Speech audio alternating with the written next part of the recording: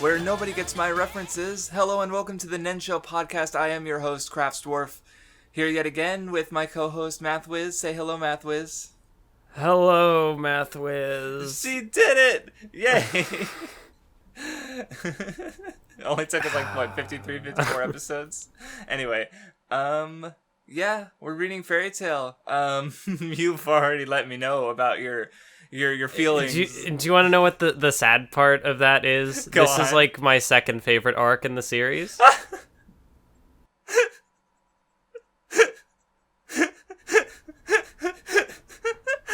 That's a bit okay, because for context, you gotta draw on a line in the sand. Like, okay, because Mathwiz was like, she was I guess finishing up the Dragon Festival, and she was like, no. And, well, like, especially the one thing, because I was like, well, I have good things to say, and you were like, well, maybe if you say those good things, I might, like, just leave. And so I thought about the Game Grumps clip I linked, where he's like a glitch happens, and he's like, no, I'm fucking done. And, like, he just, like, loses shit and walks out, and John's like, Aaron, don't leave. And that, like, from what Mathwiz was described to me, I thought about that because, like, basically it sounds like this arc broke you. Finally, this was the one that just snapped you when it came to Fairy Tail. Or at least that's what it sounded like on Discord. How accurate is that? Or, like, even though it's not your second favorite arc, like, what the fuck? That's why I laughed so hard. Yeah, like it's a tournament arc, so it's like inherently interesting. But at the same time, it's the Dragon Festival, so it's fucking garbage. I don't understand. I don't understand what this arc is trying to be. No, I got you, like, because everything is fine, but because thinking about it, like, the Dragon Festival is like Natsu had some lines during the final battle that's, just like he did with Jellal in Tower of Heaven, where it's like, oh, look, there's Natsu understanding the theme, but it's like, the themes that come about in the Dragon Festival are just, like, kind of out of left field to what the whole tournament stuff was building up to. So it's like, what? But we'll talk about that later. Oh god, I just can't, because, like, this is what I've been waiting for you to understand my pain. I am pain and you are Naruto, and you are understanding my pain now with Fairy Tail, and why I did the 7-part fucking series, like, tirade on it, where it's like... I did skip around in the tirade, so I've seen a portion of it now. I tried to like avoid spoilers, of and course. so some of the ranting was very cathartic. I understand why you made the series, because going through it... Yes. And that's why I think it connected to people, because there's a lot of frustrating things about Fairy Tail. Like, rereading it, like, I already know the bad, and now I'm, like, rediscovering some of the... There is good there. It's just, clouded. Anyway, comments. I honestly don't have any. I read through, and there was just nothing that I felt really like I wanted to respond to. But you had a couple, so it's opposite day. You did the reading first. You got comments. Entirely because I forgot what day the podcast would be, so I did it early. You got kind of invested, which also doesn't happen. Well, I was invested too, but still. For both negative and positive reasons. But anyway, comments. There was one from Nadim Ahmed, which was in response to like Makarov should die to pay. I'm pretty sure, I thought I had mentioned in the last podcast that, like, the mentor character doesn't have to die to pass the torch, but yeah, I'm just clarifying that, like, just because a lot of other mentor characters do die, or you can have it like Dragon Ball, where the mentor character dies and then just gets brought back to life, because that's how Dragon Ball works. Yeah, so I mean, like, it's fine. Makarov doesn't need to die. It's just really weird because he has so many. Like, Makarov specifically has so many fake deaths, and like, we're not done. We're not done, Mathwiz. We're not done with Fairy Tail. I mean, like, yeah. Plus, like, the way that Makarov has been kind of sidelined as like, oh, he'll have an important battle at some point, but that hasn't happened it's yet. kind of sad because it's like he's supposed to be like one of the 10 strongest, like, you know, he's one of the wizard saints, you know, he's supposed to be a big deal, but like he came in Phantom Lord and used fairy law, and then he got his ass beat by Hades, so it's like he's the Worf, if you're familiar with that TV trope. I don't know what, like, where he's just like, he's there to like be strong but also get beaten up a lot to show how strong everyone else is. So very sad. Yeah, I don't know. Makarov's just weird. Yeah. Because, like I said, like, Mashima will hold him out of arcs to seemingly save him for something. Oh no, I had a heart attack. Oh no, because of my grandson being a little bitch. Yeah, no. And then, you had another comment, you said? Yes, the artist formerly known as Sasuke Shoto Fan asked, how does the Grand Magic Games compare to other tournament arcs? I mean, see, I mentioned before, like, I don't really like tournament arcs because, like, or at least I don't have a heresy. Because I like Shounen, but it's not like, I don't know, maybe it's also like past tournament arcs I've read a while ago where I just didn't care for. Like, because everyone likes, oh yeah, Yu Yu Hakusho, the Dark Tournament arc. It's like the best tournament arc. And so maybe like when I went into Dark Yu Yu Hakusho in general, and you know, as I discussed, I didn't care for it like when I read it a few years ago. Like the Dark Tournament was probably part of that, and so maybe that gave me the idea that I don't like tournament arcs.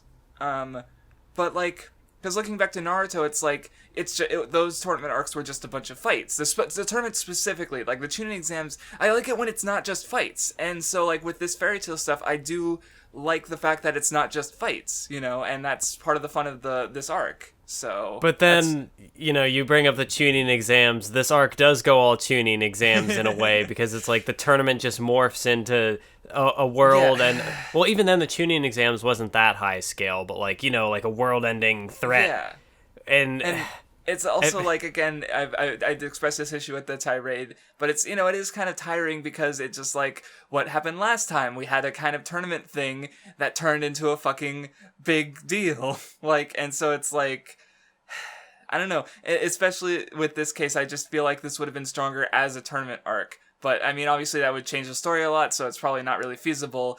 But it's just going by personal preference, you know, I would have preferred... I feel like if you cut away the plot, you could just, like, have it work as just the tournament, you know? Like, the ending with Sting and stuff, like, it's actually, like, a meaningful, like, conflict. It could have ended there. Yeah, there were, like, the villain teams. Like, there was a lot of intrigue surrounding the tournament, and then I mean, all the stuff that just happens in the background, and like the villain seems to change throughout the arc, and I don't. Yeah, because like Mashima even said, like, he, you know, as he was writing it, he changed plans, and some of it, you know, my build-up doesn't quite match with the plans I had. Like there was one time where the princess just said, "Oh, like I was wrong about this," or like when she was being questioned on something because Mashima probably changed the plans. So it's like. Yeah, like, we've talked about that aspect of his writing before, and, you know, it's really noticeable here, I think. Possibly more so than in other arcs. Like, Oration Stace was another awkward one. Though I guess to, like, compare these arcs, it's like, yeah, I have issues with, like, personal stuff with the later stuff of this arc, but, like, Oration Stace still has, like, the weakest collection of villains Mashima has done, I will say. Like, they're just so weak. And one of them shows up again here, and I'm like, I don't care. Go away. Oh, God. It's nothing. It's fucking nothing. But we'll get to that. We're skipping way ahead. But we should reel it back. I guess to answer the question. Oh, yes. It's interesting until it's not. Yeah, because like with the Chunin exams, the broadening of the world makes sense. Like, because it's like I do think it works. Like, because the tournament was nearly done anyway, which is also, I mean, in Fairy Tail it actually does finish, but like the way the world broadens up is like it was already, you know, expanding things with just the introduction of all the other villages, and then, you know, I thought it was fine. So, and this, you know, but this is way later in the story, so it doesn't really broaden up that much. Except it broadens up the time travel shit, which, like, no, it does not matter after this, really, because the Eclipse Door was destroyed. I mean, parts come up, but it's like, like, obviously it's gonna get mentioned again, but, anyway, So to act, or I think we were done, right? Yeah, that was it. Yeah. So to actually get to the reading, we get a little tease of Sting and Rogue talking before we go to the Magic Council, which, like, see, this is where because I mentioned it way in the first episode, we had this whole conflict of freedom and authority kind of being built up with the Magic Council over Fairy Tail, but like with Duranbolt, he's been using his memory magic, like at the whole end of the arc, like you have Fairy Tail, and all this dragon shit, and he just like erases everything that's to that. So it's like they have an in with the council now, so the council is like, even if they were a meaningful authority before, they sure as hell kind of aren't now. So it's like it's basically done. Like that whole conflict is over, in case you were wondering. So like this is about the last like, no, there's a little bit of relevance later, but it's not really against Fairy Tail anymore. So even though Fairy Tail, Fairy Tail, oh boy. But yeah, they talk a bit about how like things have been quiet for 7 years and now Fairy Tail's back. They talk about the... Oh, that's right. There's a bit of a major plot stuff with Makarov. He tries to get Guildarts to be the Guildmaster, but he's Guildmaster for 3 seconds and he just gives it back to Makarov. So Makarov's the 3rd and the 5th Guildmaster. Okay, whatever. Or the 6th, I don't even know. It's just a lot of setup. Oh, yeah, that's right. Okay. We're going to talk about power levels right now because I don't want to talk about power levels. Because it's like... They're reintroducing, like Fairy Tail's fighting with, like, Max, who was just one of the Mook Fairy Tail members before, and he's, like, being given pause. And I'm just like... So, like, Fairy Tail is supposed to be the weakest guild, but they have members who are on part of what Natsu was like before Tenro Island. And then, but now the Fairy Tail members are way stronger. And then, like, I'm just like trying to think of like all the characters who fight against each other and shit. And it's like, just don't even bother trying to think about the power levels because we just know they're not going to make sense when you sit down and just look at it because there's just too much. Like, oh man. So I'm just going to ignore it. When I got to that scene, I'm just like, who is this guy? Like, I'm sure he was a background character, but who? Exactly. Like, I only know, like, Max, he has sand powers, because I read all those, because he do him, which I do kind of like. I like how he uses the cover page to show off all these characters, and, like, yeah, he'd show off the background Fairy Tail characters who he kept drawing, but, like, only in the background. Like, and then once or twice, like, Warren became relevant because, like, during the Laxus stuff, because his telepathy helped like alert, they communicated so that they could bring down the Thunder Palace, and so like, but that was Warren had always had that magic because he explained it during fucking chapters ago on the cover page. So yeah, it's kind of neat. Whereas I'm here like, oh, I don't need to read these little info dump chapter covers because if they're important, I'll see them in the story. Yeah, and you did. It's not the same as like when Oda does his chapter cover arcs, where it's like mostly illustrations, there's not really any dialogues. Like you see the characterization through the art, whereas here it's just like, here's a info dump. Go ahead and read that, because I'm not gonna give them characterization in the actual story. I mean, it's weird because like the chapter covers are part of the medium, so like yeah.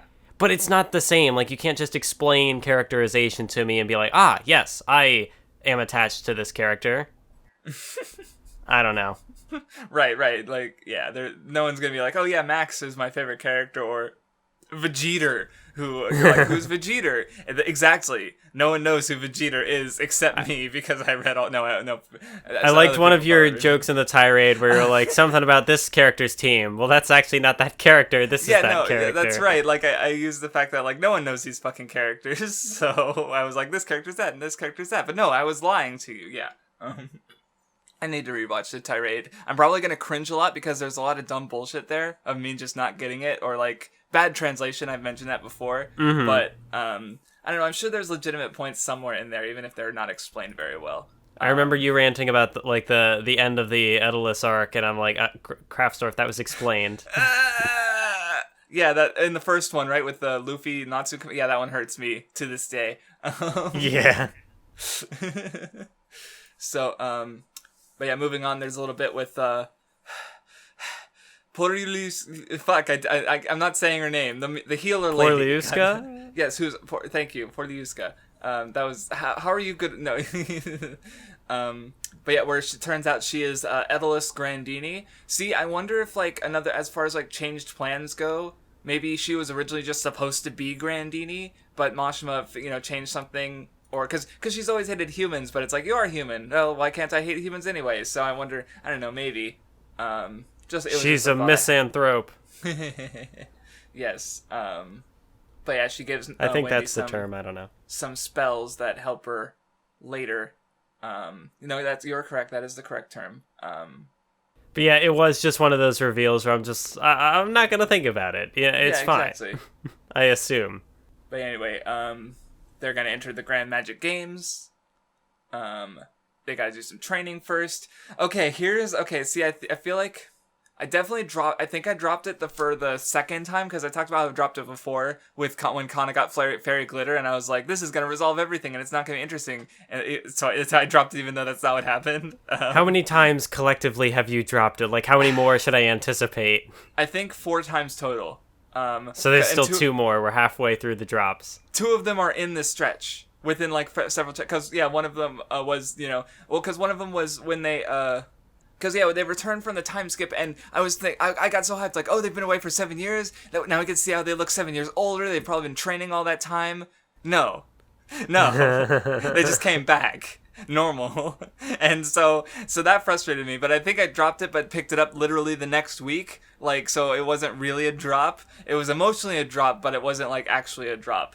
And then the next time, I'm pretty sure, was with this fucking, this training, because it's like, they're like, oh yeah, we're gonna work hard and stuff, and like Lucy actually kind of has a moment with Capricorn, and then they go to the celestial spirit world.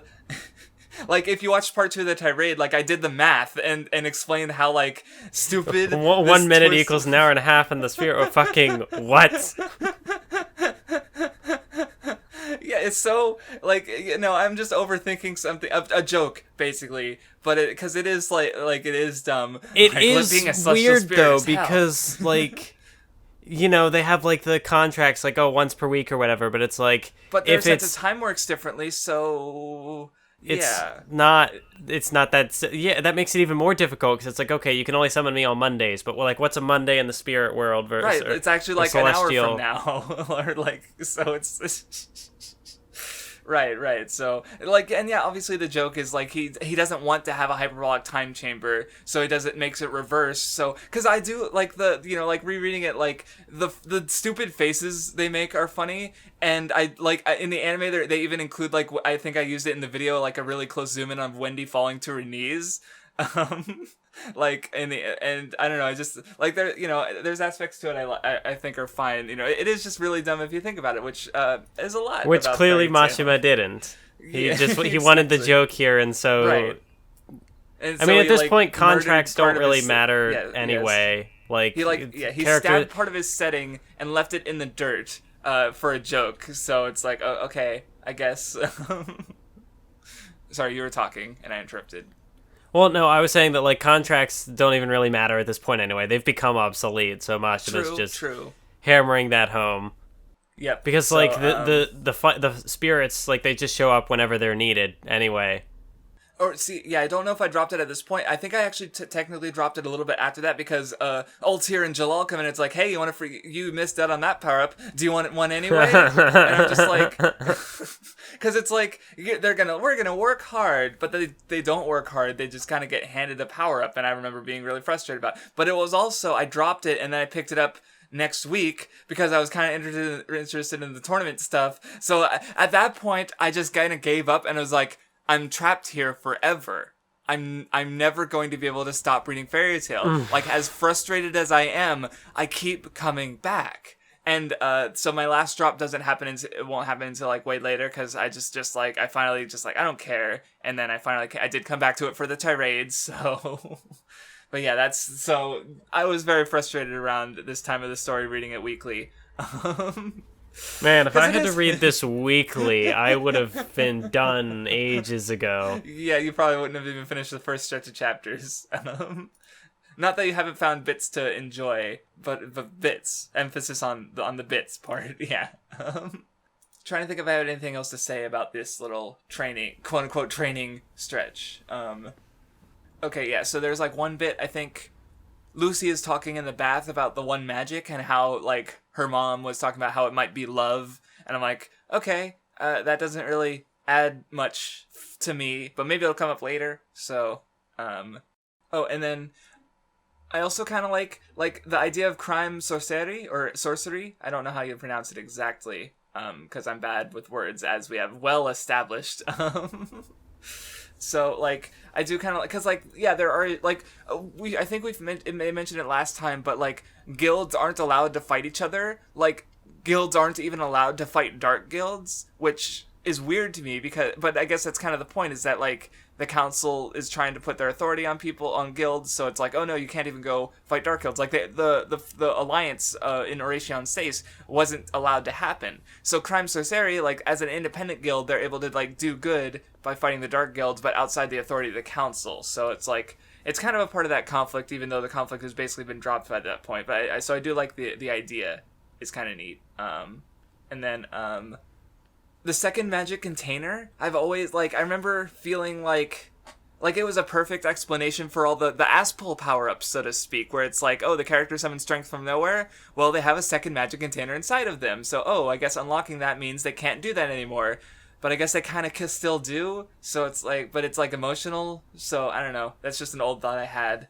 And also, I guess there's a little detail where Erza kind of just completely shrugs off the like awakening of the second origin, which kind of implies that she's already unlocked it, maybe.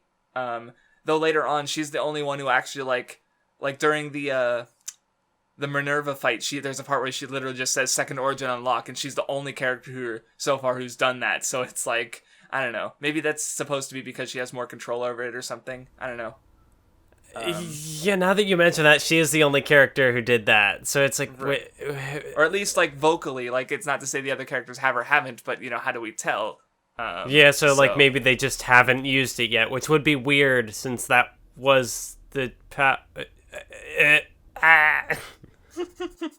That was supposed to be, like, their power-up that brought them up to speed.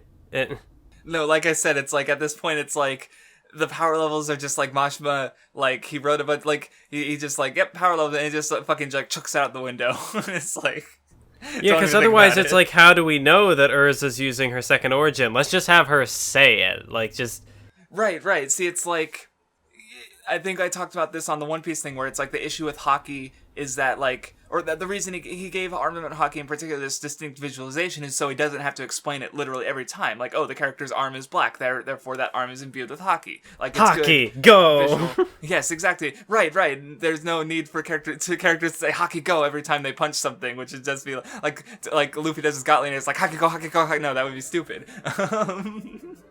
Right. So, that's always an issue with those sort of like kind of abstract powers like magic, where it's like, how do you know, it needs to be visually like for just ease of just flow and storytelling. So like, I guess it's a very, very minor spoiler, but because the new One Piece movie just came out, Stampede, and apparently there's a part where Smoker explains what Sea Stone is, because like, there is no visual tell for what Sea Stone is. It has that issue. So every time it has to be used, it has to be explained for the people who don't know it, because, you know, it's One Piece. It's been going for 20 years. Not everyone who's just like, oh, I'm going to see the One Piece movie, is going to be like... Oh yeah, and then when they do the Shounen filler movies, where it's like, oh, we have to treat this as if no one has ever seen the show, while also incorporating every character and making it a not very consumable film.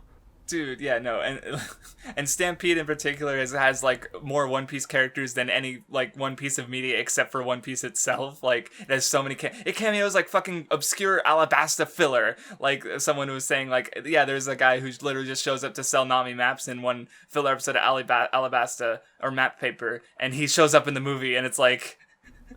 So as far as like introducing new people to something, like, goddamn. Yeah, it's like we need new people it's like we're trying to cater to new fans who don't know these characters, but then also just throw in characters who it's like, hey, you recognize that character, don't you? It's like, no. Right. So anyway, we are way off topic. There's also the kiss scene between Erza and Jellal, which I still... Oh yeah, you really enjoyed how the relationship turned out. This especially with the later moments. The later moment just felt out of character. This didn't feel out of character. Yeah, no, I don't know. You put it pretty well in the tirade that like Jellal doesn't have much of a character. Like most of his like crimes were on behalf of someone else like controlling him, but he still feels bad about it. But like, yeah, what can he do to? I don't know. And yeah, he is like he's taking like see with Altair it makes sense considering especially going where she went. But yeah, like Jellal, it was kind of because like in this arc you have characters being like, oh, I'm gonna kill Jellal because his actions had effects on my life. But then Altair is just like, no, it was me. I am responsible, and it's like, okay, so. Yeah. So anything that could like be a potential character growth moment for Jellal, it's just like, nah, it wasn't your fault, dude. Don't worry about it. Yeah, it's kind of. I don't think that ever happens, but because that's the thing. Like, he doesn't want to be in a relationship with Erza because like he's the sad boy who did bad things, and it would be. That's the punishment. It is forbidden for us to fall in love with those that travel the path of light. Yes, exactly. And then of course you get the moment where Happy draws the broken heart. Top 5 funniest moments in Fairy Tail. I don't know. See, it's like I legitimately enjoy some of the humor now, so I don't know how it'd rank, but it's like I just look at that smug ass little bitch. This is probably the best Happy moment at the very least. He's just being an asshole for no reason. Godspeed, little jester. Anyway. So anyway, the group heads to the capital, getting ready for the grand magic games. There's one. It's a small little detail. It's probably not even purposeful, but it's like Erza hears the thing about how they have to be in their reserved inns by midnight, and she goes to like investigate, and there's two panels where one she's just like chilling in the bath, and the next one she's like looking under the bed with an intense look on her face. And the part that gets me about the panel is that the grain on the wood, it makes it look like speed lines. So it's just like, oh yeah, chilling in the bath, and suddenly boom, intense like looking under the bed, and it's just like because of the sort of speed line looking effect, and it just made me laugh. Yeah, I remember there being some like goofy, funny expressions in that, yes. Just like the Yes, yeah. He's, I guess, like, as I feel like this one with the, like, you posted one of Lucy too from later with the black eye, the where he has the simplified black eyes. Like that one, I don't remember as common before, like where they're simplified in that exact way, so to speak. So, it's funny you mention that because I have at least like 3 of those screen caps where it's just the black eyes. It's cute. See, yeah, Mashima does have good like meme expressions. So like I have screen caps here. I'll be replying on like Twitter or Discord messages with just these little fairy tale reactions. People be like, "You don't like fairy tale though," and I'll shh. Yes. All right. So yeah, there's a first meeting between Sabretooth and Fairy Tail. Like we find out that Sting and Rogue killed their dragons to become true dragon slayers. Lore. Look at the lore. I don't know. I do feel like even rereading it, I feel like Mashima did a really good job at making Sabretooth and Raventail fucking hateable. Like, I'm just like, there's moments where I'm just like frustrated on behalf of Fairy Tail because these guys are fucking assholes. So I feel like there's a degree to which Raventail is like comically evil. Like there's the battle with the sock. Yes. And it's like, which actually has an interesting payoff later after that, but we'll get to that. Yeah, no, we'll see. It's like that was like definitely like it's interesting because it's like let's compare that moment to like Minerva. Minerva did something that was comically evil. Was it when she stabbed Kagura, or was there another moment I'm forgetting? But it's like there was a moment, there was a Minerva moment that I thought was funny that I remember, and I also remembered Kurosuchi back in Bleach when he was like carrying around the picture of Ishida's grandfather, like, oh man, look at that Quincy I tortured, good times. Like, but the sock thing, I don't remember if I found it funny, but at least it definitely was more self-aware about trying to be funny, you know? Yeah, like, yeah. it was just goofy, you know? Yeah, I do think so, because like that particular member in particular didn't really do anything else. That was like his defining character moment was destroying a sock. Yeah, no, I gotcha. But so anyway, everyone goes back to the hotel room to chat. Wendy's not there because she got attacked by Raventail, and but Elfman's there, so they are able to participate anyway. And they go through the preliminary phase. Any thoughts on the technical actual start of the tournament, or? I don't really remember the maze. Yeah. They just blew through it. Exactly. Well, there's a couple like small like Lucy makes like she summons a spirit for the compass, and then it's just Erza's like, no, I got it. Like, stop bullying her. She's trying her best. There's just that panel of them just like slumped over in the corner, just. She's trying so hard. Stop it. But yeah, that was about the only notable moment. Because Lucy's a good girl. She's just trying. It is funny going through this now because, like, in the tirade, you're like, oh, Lucy doesn't have a character. She's just there. No! It hurts. I deserve it. But it also hurts. But anyway, Wendy's temporarily out of the games, and Fairy Tail comes out as, you know, they're the 8th place, and they're getting booed, because they're losers. I don't know. I guess like it is kind of interesting because like they've technically always been like one of the top guilds in the country, so they're like only underdogs after the time skip, you know, where they're, you know, and like they're stronger now than ever before, but they're being viewed as the underdogs. So, I just thought it was kind of weird, or different, unusual, so to speak. But yeah, we get introduced to the other teams as well.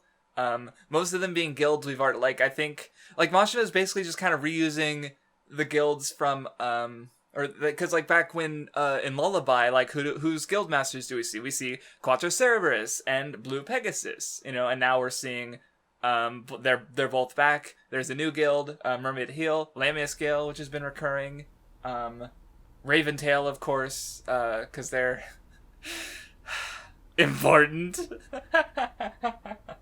Oh god. How did you feel about either Raventail or Fairy Tail Team B showing up? If you had any feelings in particular. I didn't really. It was just kind of like, oh, okay, they entered 2 teams. That seems fine, I guess. I mean, yeah. I don't. Like, the lineup is cool because it's like they're Team B is technically the strongest one, but so. Well, yeah, because like the A team comes in 8th, but the B team comes in like 2nd. Right. Like it's got Laxus and Jellal, who both are like, you know, like Laxus defeats Jura, and Jellal nearly, like, he's able to stand toe to toe with him. So it's like they're 2 of the strongest mages on the country. We're just doing more of this C-exception because like now it's Jellal impersonating Mystagon when Mystagon was the Edalus Jellal. Right, so he's playing himself, and that actually, like, yeah, that gets referenced later, of course, when he gets unmasked. And it's like, oh my god, it's Jellal, but no, he's actually Edalus Jellal. Isn't that right? He's like, yes. So, yep. Then of course Sabretooth. So anyway, then we get the first game, which is with Gray and Rufus and the what's his face. See, that's where I go back to the, like, oh yeah, like, actually me getting mad was the one Raventail guy who kept picking on Gray. I was like, like I said, I got, like, mad again rereading this because he just keeps fucking doing it. I'm just like, you fucking bitch. So, I don't know. Did you have any thoughts on the game? I mean, like, the power where the guy could just, like, snipe everybody in, like, one shot. I don't know, it definitely, like, sets up Sabretooth. It's like, oh, they're OP, they're the number 1. And he's such a smug asshole about it too. It's like I just, like I said, I wanted Sabretooth to lose, especially even reading it weekly. I just wanted Sabretooth to lose so bad, because they're just a bunch of assholes. Like, that's the thing, is like they're not even really evil. They're just dicks. So, it's neat. Unless you have like the Dragon Slayer guys who are like, "Oh, we killed our dragons," but at the end, it's like, well, they're edgy as fuck. Yeah, that's technically. Friendship is so bad. Ew, like Sting with this, or who cares about having friends? But yeah, I don't have much else to say about the first game. There were gags, and I mean, it was a good setup for Gray, because obviously he's upset about it after the fact. He's like, "Oh, I gotta get my revenge," and he does get the payoff later. And then we get to more Lucy bullying with the flare fight. See, where it's like she could have won, but then like this one was the one that made me like, "Ooh, no, how could you do that?" No, yeah, like because it was such an important moment for her, because she's like, they bullied Gray, so now it's my turn to go out there and destroy them and get the revenge. Right. And then like she could have done it easily, but like twice like, she gets because first the like Flair's about to kill a child to stop Lucy from fighting, and then when she comes up with a spell like that uses her spirits to she's like fighting alongside him. She's using this magic she got before, but then it just gets negated. And then she loses, and it's like no, and like there's the panel of her like hiding her face because she's about to fucking cry, and I'm just like, fuck, no, she is crying, and stop bullying her. I feel like it's kind of weird that like a giant spell like that just gets negated and no one is suspicious. No, not at all. Like it's just like I guess she's just incompetent. Her spell just. It didn't go off. It was a misfire. I don't... I mean, because it is the weak, useless fairy tale, so it does kind of make some sense, I guess. But it's just... Yeah. So, I mean, a little dumb. But and then, of course, Natsu kind of is like, you did great, like, save your tears for after we win. Like, and then so Lucy positive. Gets her redemption moment later when... I don't think she does, or... That's the joke. Yeah, no, I know. Well, which is sad, because it's like... Lucy's like this arc just like because later on she has a thing with she gets her shit kicked in by Minerva, and so I just feel stop bullying Lucy. That was a disappointment I had with this arc, because like Gray so obviously had his setup with the memory make magic guy, and then Lucy is like, oh, she gets her low point, so then she'll come back and do nothing. No. I mean, she's important, but not just, like, unlike with, like, the Daybreak arc with her knowledge, she's only important because she happens to have celestial spirits, and it's, like, and she has the future Lucy, there was, like, one good moment with that I kind of liked, but, barring the timeline shenanigans in general, but, like, yeah, Lucy herself doesn't really have, like, a specific, like, comeback moment for her. She's just kind of bumming around, like she's still a good girl, but it's just like, Mashima, no, stop bullying her. It's like, weird because like I haven't really had a problem with her character up to this point. I think she's been integrated into the arcs well enough, but then in this arc it's like Mashima just didn't really even try. I mean, maybe that's being too harsh, because like there is other stuff maybe, later, not related to like the game specifically, but here it's just like she really gets she gets the short end of the stick. There's just nothing. It's very rude. Mashima, don't be rude to her. So anyway, there's a couple more fights that don't matter at all. And then there's the Sabretooth one. What is, like, last arc it's like, oh yeah, Godslayer magic. It's a lost magic. And this arc is like, oh yeah, here, have two more Godslayers. You got Olga with his lightning Godslayer, and then you got Sherria, or what was her name? Yeah, I think that was her name, with the wind Godslayer. And it's just like okay, Mashima. Oh, but there is a little bit here that I thought was, I guess, fine, because, like, Sabretooth is all about, like, cutting off weakness, not being weak. And who's the guy who Olga beats? He's the guy who uses tear magic, which is, he's, like, finds his strength from weakness, and he just gets fucking destroyed, I guess. So, some themes. I don't know. Oh, and then you get Jellal versus Jura, which it's kind of, I don't know, the fight itself like had like see, with all these like big players, you do have like moments of like all these neat magical exchanges, which is like it feels kind of rare when you have like because it's like they're both fighting on like evil footing, like they're not like beating up like hitting each other, but they're both like throwing spells at each other and countering, and it's just kind of cool, I think, like because he's managing to make both characters look cool, I guess. So I don't know. I just like reading these scenes because there's a more later where it's just cool, and I'm like, yeah, look at all this cool magic. And then Jellal is about to like blow his cover for Fairy Tale, and then Altier's like, no, don't do that. And then what is it? She uses like the sensory link with the other character and just like sabotages him. Yes, like I actually like that because it's like, you know, because I've made, you know, I've talked about in the tirade where I definitely feel like Sieg is kind of like a, you know, Mashima like kind of jacks him off a bit, but this is like 100% at his expense. Like, let's put it this way: Jellal gets beaten by hot peppers and tickling. Like that, he's just like I can't take it anymore, and he just fucking faints. Like, and everyone's like dead. All the fairy tale. It's like more along like the joke of Fairy Tale being incompetent, because here like this character does so well against like this wizard saint, and then just passes out seemingly randomly. Right. So yeah, it's no, I liked it. Oh yeah, and going through like the author comments at the end, or well, the Lucy, Mira Jane stuff too. It's like there's one moment where it's like I don't know. He's just like he's very aware of like the plan, like his lack of planning and stuff. Like I think it was. Did one of the Raventail members disappear? Like there was a little question, and there's like a picture of the spread, and I don't know. I guess someone's just gone.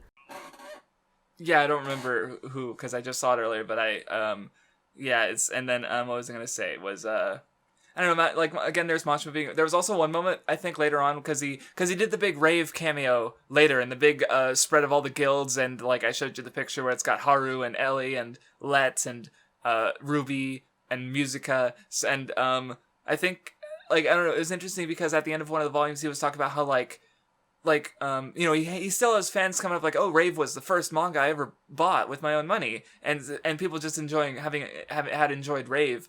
But he also said like, oh, but me rereading my old work, it feels embarrassing, and I'm just like, I feel like that's something a lot of creators can relate to. It's like looking back at your old our old videos and going, you know, because we've made our share of mistakes. For some reason, when you were talking earlier, I was like, Rave, it was the first manga I bought with my own eyes, and that doesn't make sense. Yeah. It's kind of funny because now I'm embarrassed about the tirade, which was on this Fairy Tale series where Mashima said, in which Mashima says like, in his work on Fairy Tale, he mentions that he was embarrassed by his old works. So it goes deeper. The connection goes deeper. The sequel series to the Fairy Tale analysis of the series that is the sequel to the lesser series. What's happening? But yeah, so anyway, the first day was a fucking disaster for Fairy Tale. Like they made it off with 1 point between two teams. And then Natsu's we're gonna have the come from behind victory. Right. Yep. And I do like how like the numbers are like work out perfectly, because there's one moment in particular where there's the race on the train. And like Natsu and Sting's like, yeah, you could have your 1 point, but then like later on and towards the end, Fairy Tail is winning by 1 point, and they like quote that line again where it's like every little point mattered. So it was.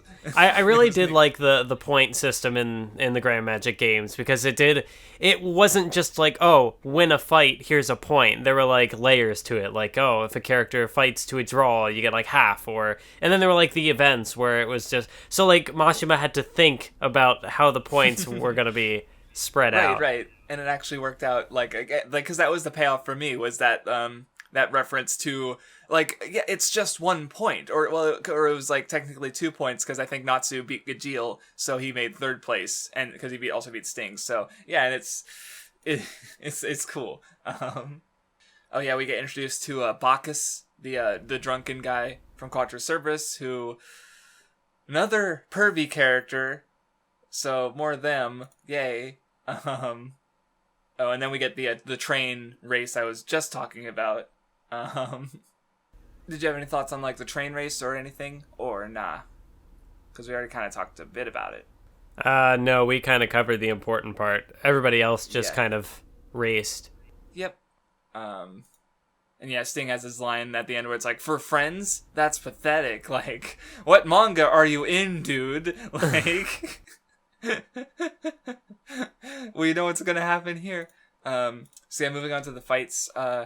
There's one, like, aside where, like, Flair is covered in bruises from Ivan for failing. So it's like, because again, like you mentioned it on Discord, but there's definitely like a nature-nurture thing with, because yeah, involving all these guilds, you get to compare how they operate, and like Fairy Tail is all the biggest friendship guild, and Sabretooth and Raventail are shit to their members because bad dads, so familial themes, yay. Yeah, I noticed the nature nurture thing only because a character spelled it out to me point blank. I even mentioned to you that is a theme I am not good at picking up on. Like, it's such a simple thing that I always miss it. And I'm like, okay, this is here. And I don't know if I would have picked on it myself, because I didn't get to that part until after you said that to me. So I was like, oh, now I get to see something to look for as I'm reading, and so I like, not that I don't think I have, like, I have some things to say about like Sting's character arc, because I do think aspects of it were there, but overall I'm not sure I have much. But so yeah, we get to the Kurohebi Toby fight where he wins and then he destroys the sock, because the more precious something is, the more I want to destroy it, which is like, but yeah, we already kind of talked about the Kurohebi a bit. Yeah, like I have to destroy something precious, and it's a sock. It's okay. It's the goofy evil villain fighting the goofy side character. But no, everyone is also like like you have Erza, who's like, I'm gonna kill him. I'm gonna get him. Like, she's like, you have like the characters holding her back, like she's gonna go take this guy out for destroying a sock.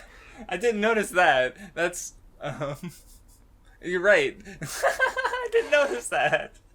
Because Gray's like holding her back. That's fucking good. Holy shit. Erza is such a like, she's like cool, but she's also a fucking idiot. So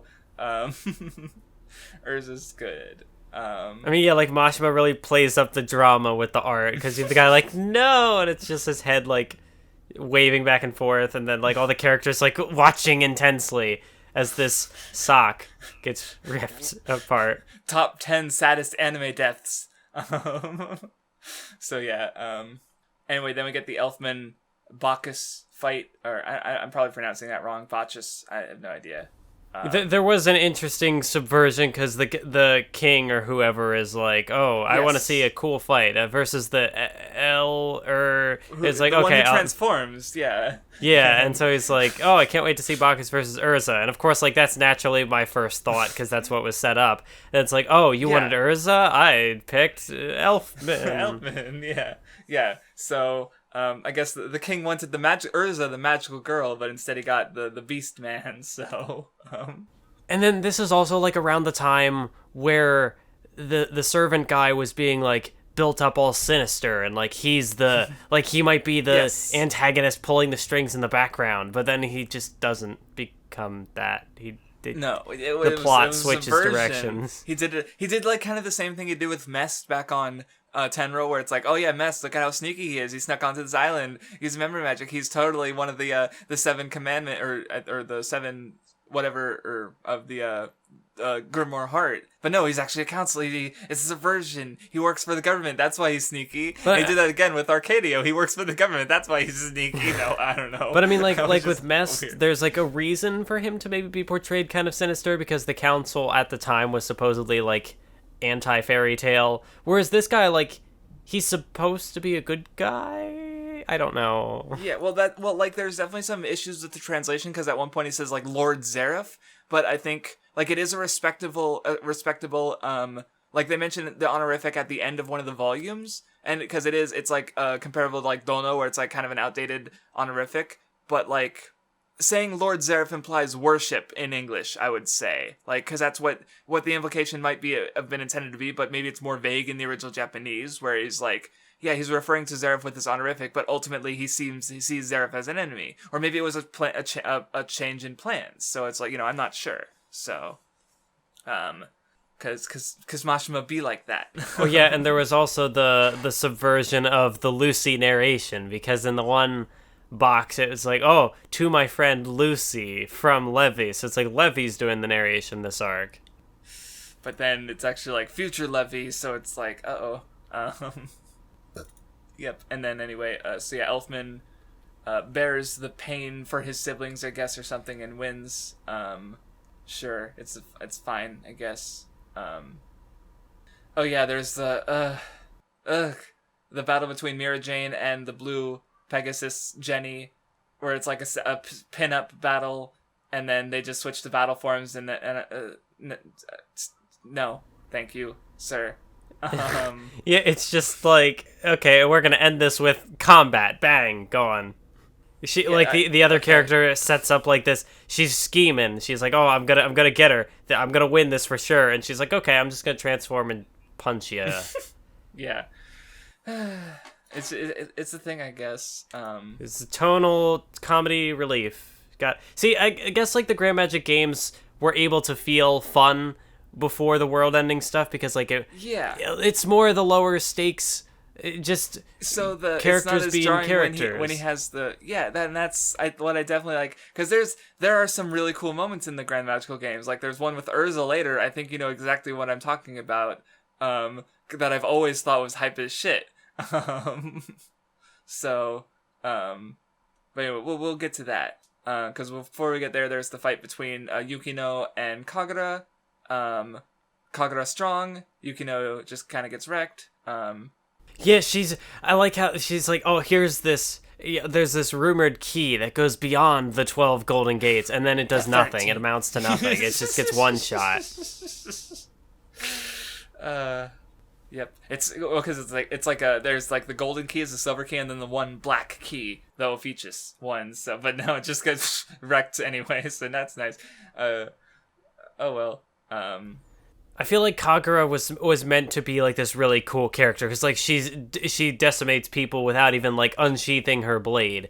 But I don't feel like she's gonna have much to do after this arc, and that's disappointing. I hope I'm wrong. Don't remember much, because there are like most of these characters do come back in some fashion, some more important than others. So we'll see what happens. So anyway, the next day is done. Miliana shows up. Turns out she was there the whole time on the Mermaid Heel Guild. She hangs out. She's like, "Hey, Erza," and then I want to kill Jellal. And of course, it has to be done up that she has like this evil villain face, even though like her reasons for her logic makes sense, because like she was she was one of the people he like enslaved. But no, she has to look evil because there is no nuance in this situation. Well, yeah, because like we're supposed to think, Jellal's a good boy, a sad boy, but like, yeah, so it's definitely like for the audience with that reaction, because it's more from like understanding Erza's perspective, like, oh no, here's a friend wanting to kill one of my other friends, because she does love Jellal, even though that's he turned her down. So that's right. There was before we move on, when they did that like pinup contest thing, I thought it was funny how like in the volume Mashima like he did like the pages, and then he also did like pages with the Blue Pegasus Guild people, and so like Mashima with that gender equality fan service, he's got the man service in there, and it's also a goofy thing. Yeah, there was that whole the whole bonus comic where, like, at the end of one of the volumes, did you get all those? Because there was the one where, like, I guess the premise was that Macau bought, and, I think Wakaba bought, they both bought porn. But it was also, like, it was regular porn, and then there was, like, gay porn, and they were both, like, caught by the families. But then the last panel is Freed enjoying it, so I guess Freed's gay. I'm glad that Mashima confirmed my suspicions, because then you have Laxus in the background just kind of, like, looking or at no, him. it was a poster of Laxus. It's a poster of I was trying to check that Laxus. too. Okay. Yes. Well, yeah, because like some of the reactions he would have, like he was like super passionate about people not making fun of Laxus, and so I was like, is Mashima, is something being said here? And yes, it's and see, that's cool. Like I've never seen that comic before, so I never knew. So it was just a volume thing. It wasn't like an interesting. I'm not sure about unexpected, but it was just like maybe I would say unexpected mostly because it's like I've known the character of Freed for so long, and like that's never been as explicit as it was in that one comic. So okay, cool. I heard nothing of what you just said because Discord disconnected me for a minute.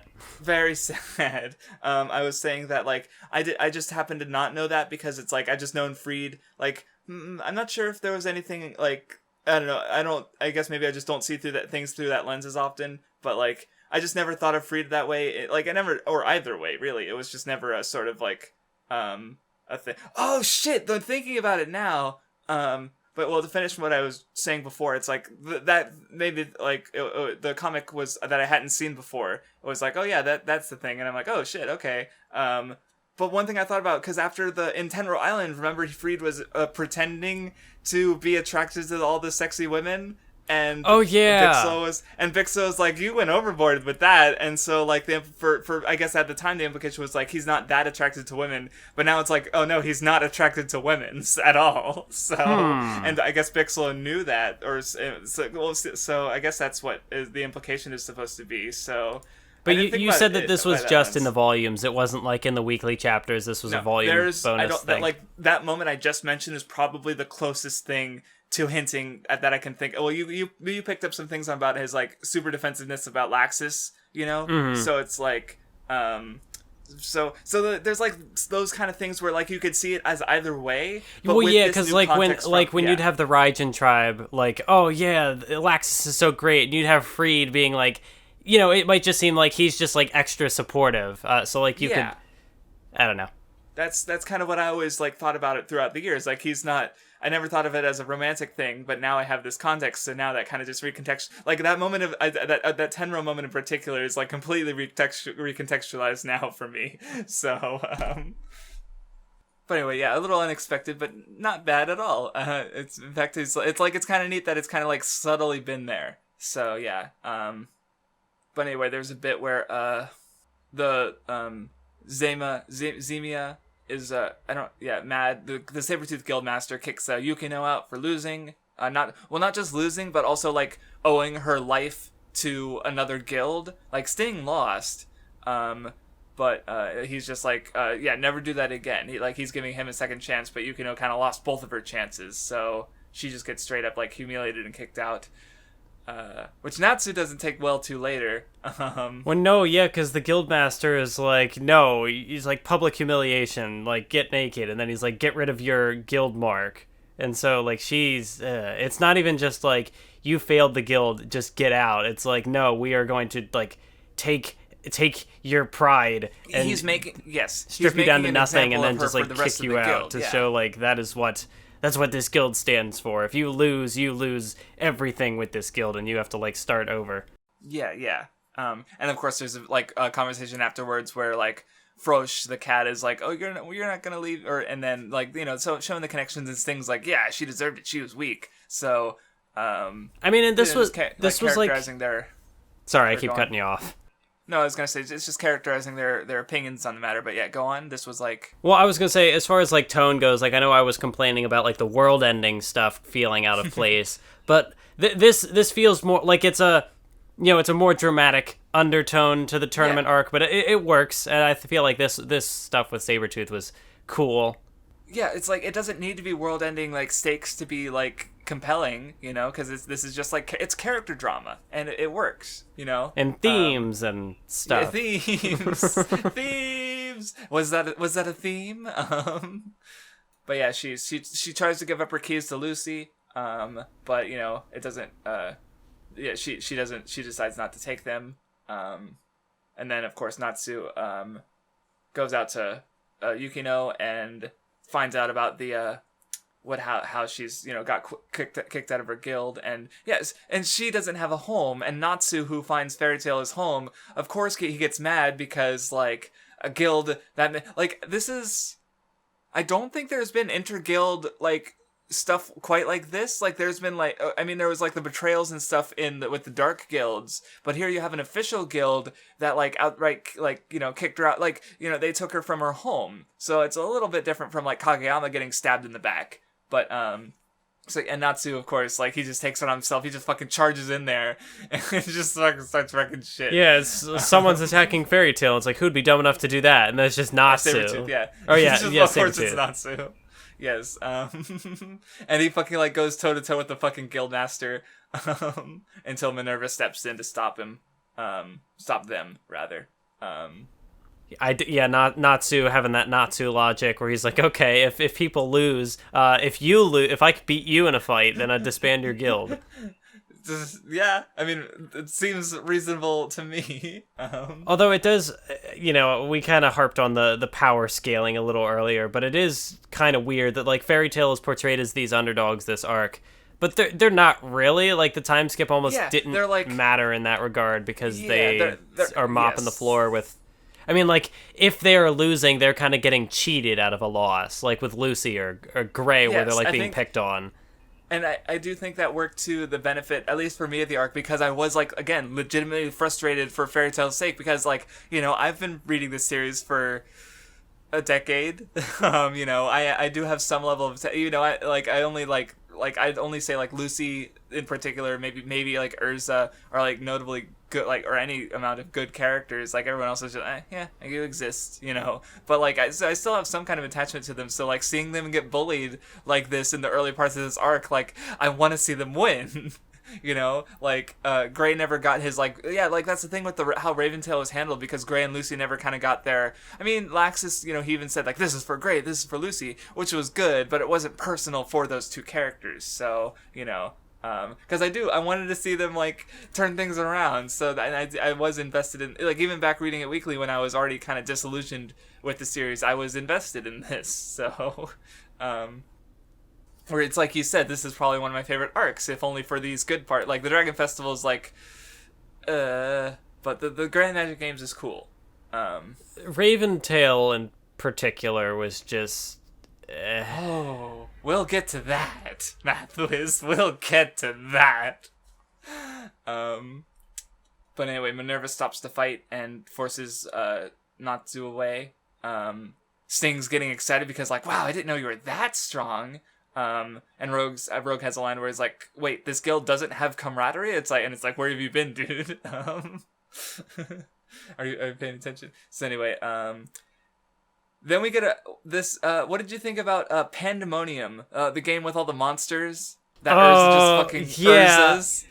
Yeah, Erza just takes them all out. And, like, there was the moment in the little question section where someone was like, well, couldn't Erza have just taken out, like, I had that slightly more than half? But for me, it's like, yes. No, if she just destroys all 100, it looks cooler, so just do that. Yeah. See, well, I was thinking that exact thing, but no, but Mashima actually had logic for it, too, where it's like, by taking all the monsters, she gives Kana a better chance later. Mm-hmm. And I was like, I didn't think about it like that. Because I've always liked this moment, you know, even back when I was, like, angry for, like, Erza, Mashima just wanks her off constantly.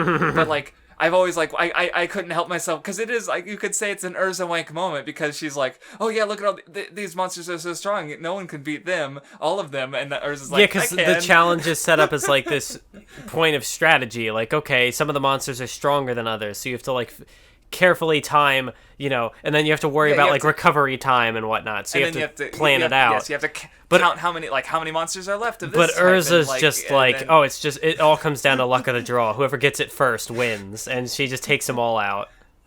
Yeah, it's a cool subversion, because it's like he comes up with all these rules. He has the characters like ask like specifics, like he's fleshing it out, and then it's just like Erza's like, no. No rules. I'm the rules now. And she just fucking, like, dominates it. And it's so fucking cool.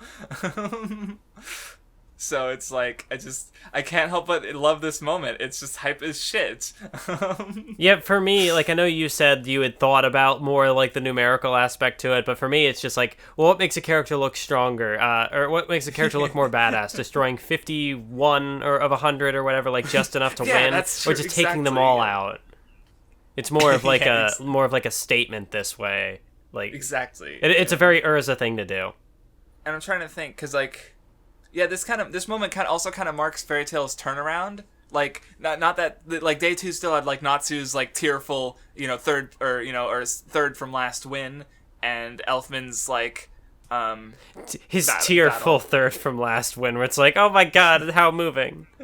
He got 2 whole points, yeah. But this was with Erza's, like, absolute victory, and then Kana's, power level shenanigans, where you have Fairy Tail kind of like proving itself. Well, here you go, Craftsdwarf. Fairy Law, it did something for once. Or Fairy Glitter, right? Or Fairy Glitter, yeah. Not Fairy Law. Yes, she pulled a Vegeta and broke the power measurement machine. I guess it was a thing that happened, I guess. And this is again like just don't think about the numbers, where it's like because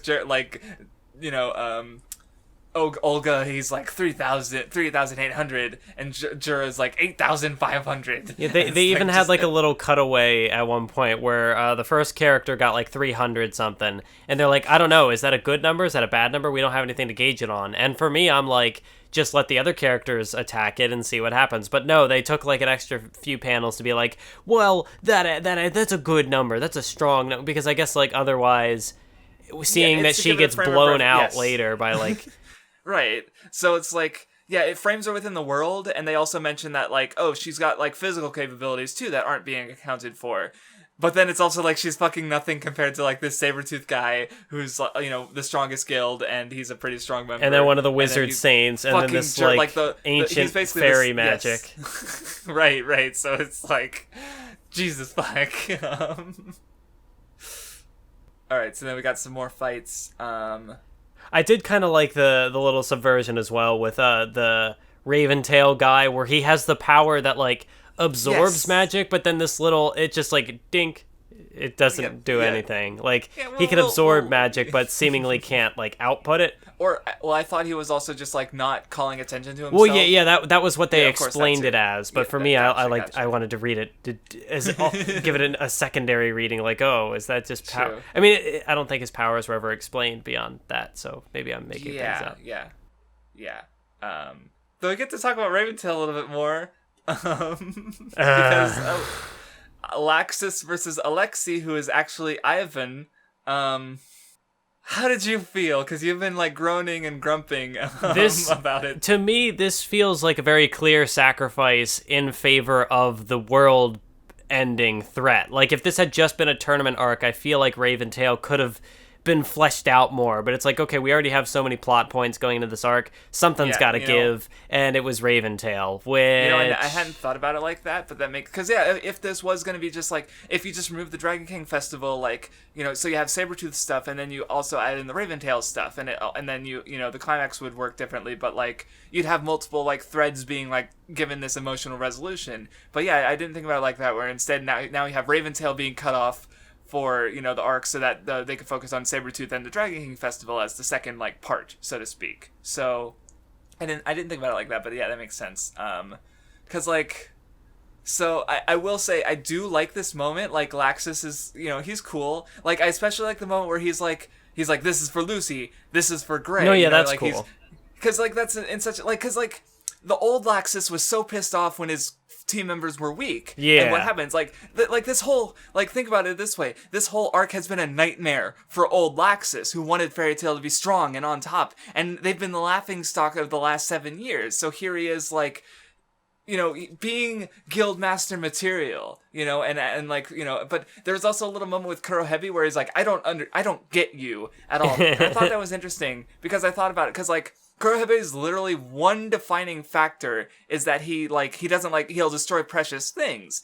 And again, comparing that to Laxus in that arc is like, even though his actions were like ones that could destroy Fairy Tail in the town, he never really wanted to destroy anything. Like, he wanted Makarov to stop him, but Makarov got a heart attack, so like the Thunder Palace actually might have gone off, and he was actually like worried about, like, for all his like bluster, Laxus doesn't want to destroy precious things, so he doesn't get Kurohebi, basically. So for me, I had read that as more of just like a jokey, because like his one defining character moment was such a joke that like it's like, I don't get you, bye. But no, Yeah, your I see reading both. Yeah, gives Mashima more credit. Yeah, and then of course he defeats. Like you even get Ivan also actually I didn't think about this comparison before because he says a line that's reminded me of like just now only. He says the same thing Blackbeard once said, kind of, where it's like Blackbeard during the war, he's like, Whitebeard, don't hit me, I'm your son. Where Ivan say, hey Laxus, don't hit me, I'm your dad. But it's weird because like the context is completely different because it's like Ivan and Laxus are actually blood related, where with Whitebeard he values his sort of pirate family. So like, and of course. So it's like a weird, different like thing where it's like Whitebeard, you know, has disowned this son for being a pirate murderer, but here Ivan is like trying to do the blood thing. But like Laxus has never really cared about the blood. He's always wanted to surpass his blood. So he's like, you're no family of mine. My family's fairy tale. And it's like, I don't know. I understand like the dissatisfaction with like how Raventail is handled. It's a good character moment for Laxus at least. Yes. I do think this is a really good moment for Laxus. But you know how you said, like, oh yeah, Raventail getting written out of the arc? Raventail getting written out of the story. But the speech at the end, the guy, he knew things. Yeah, no.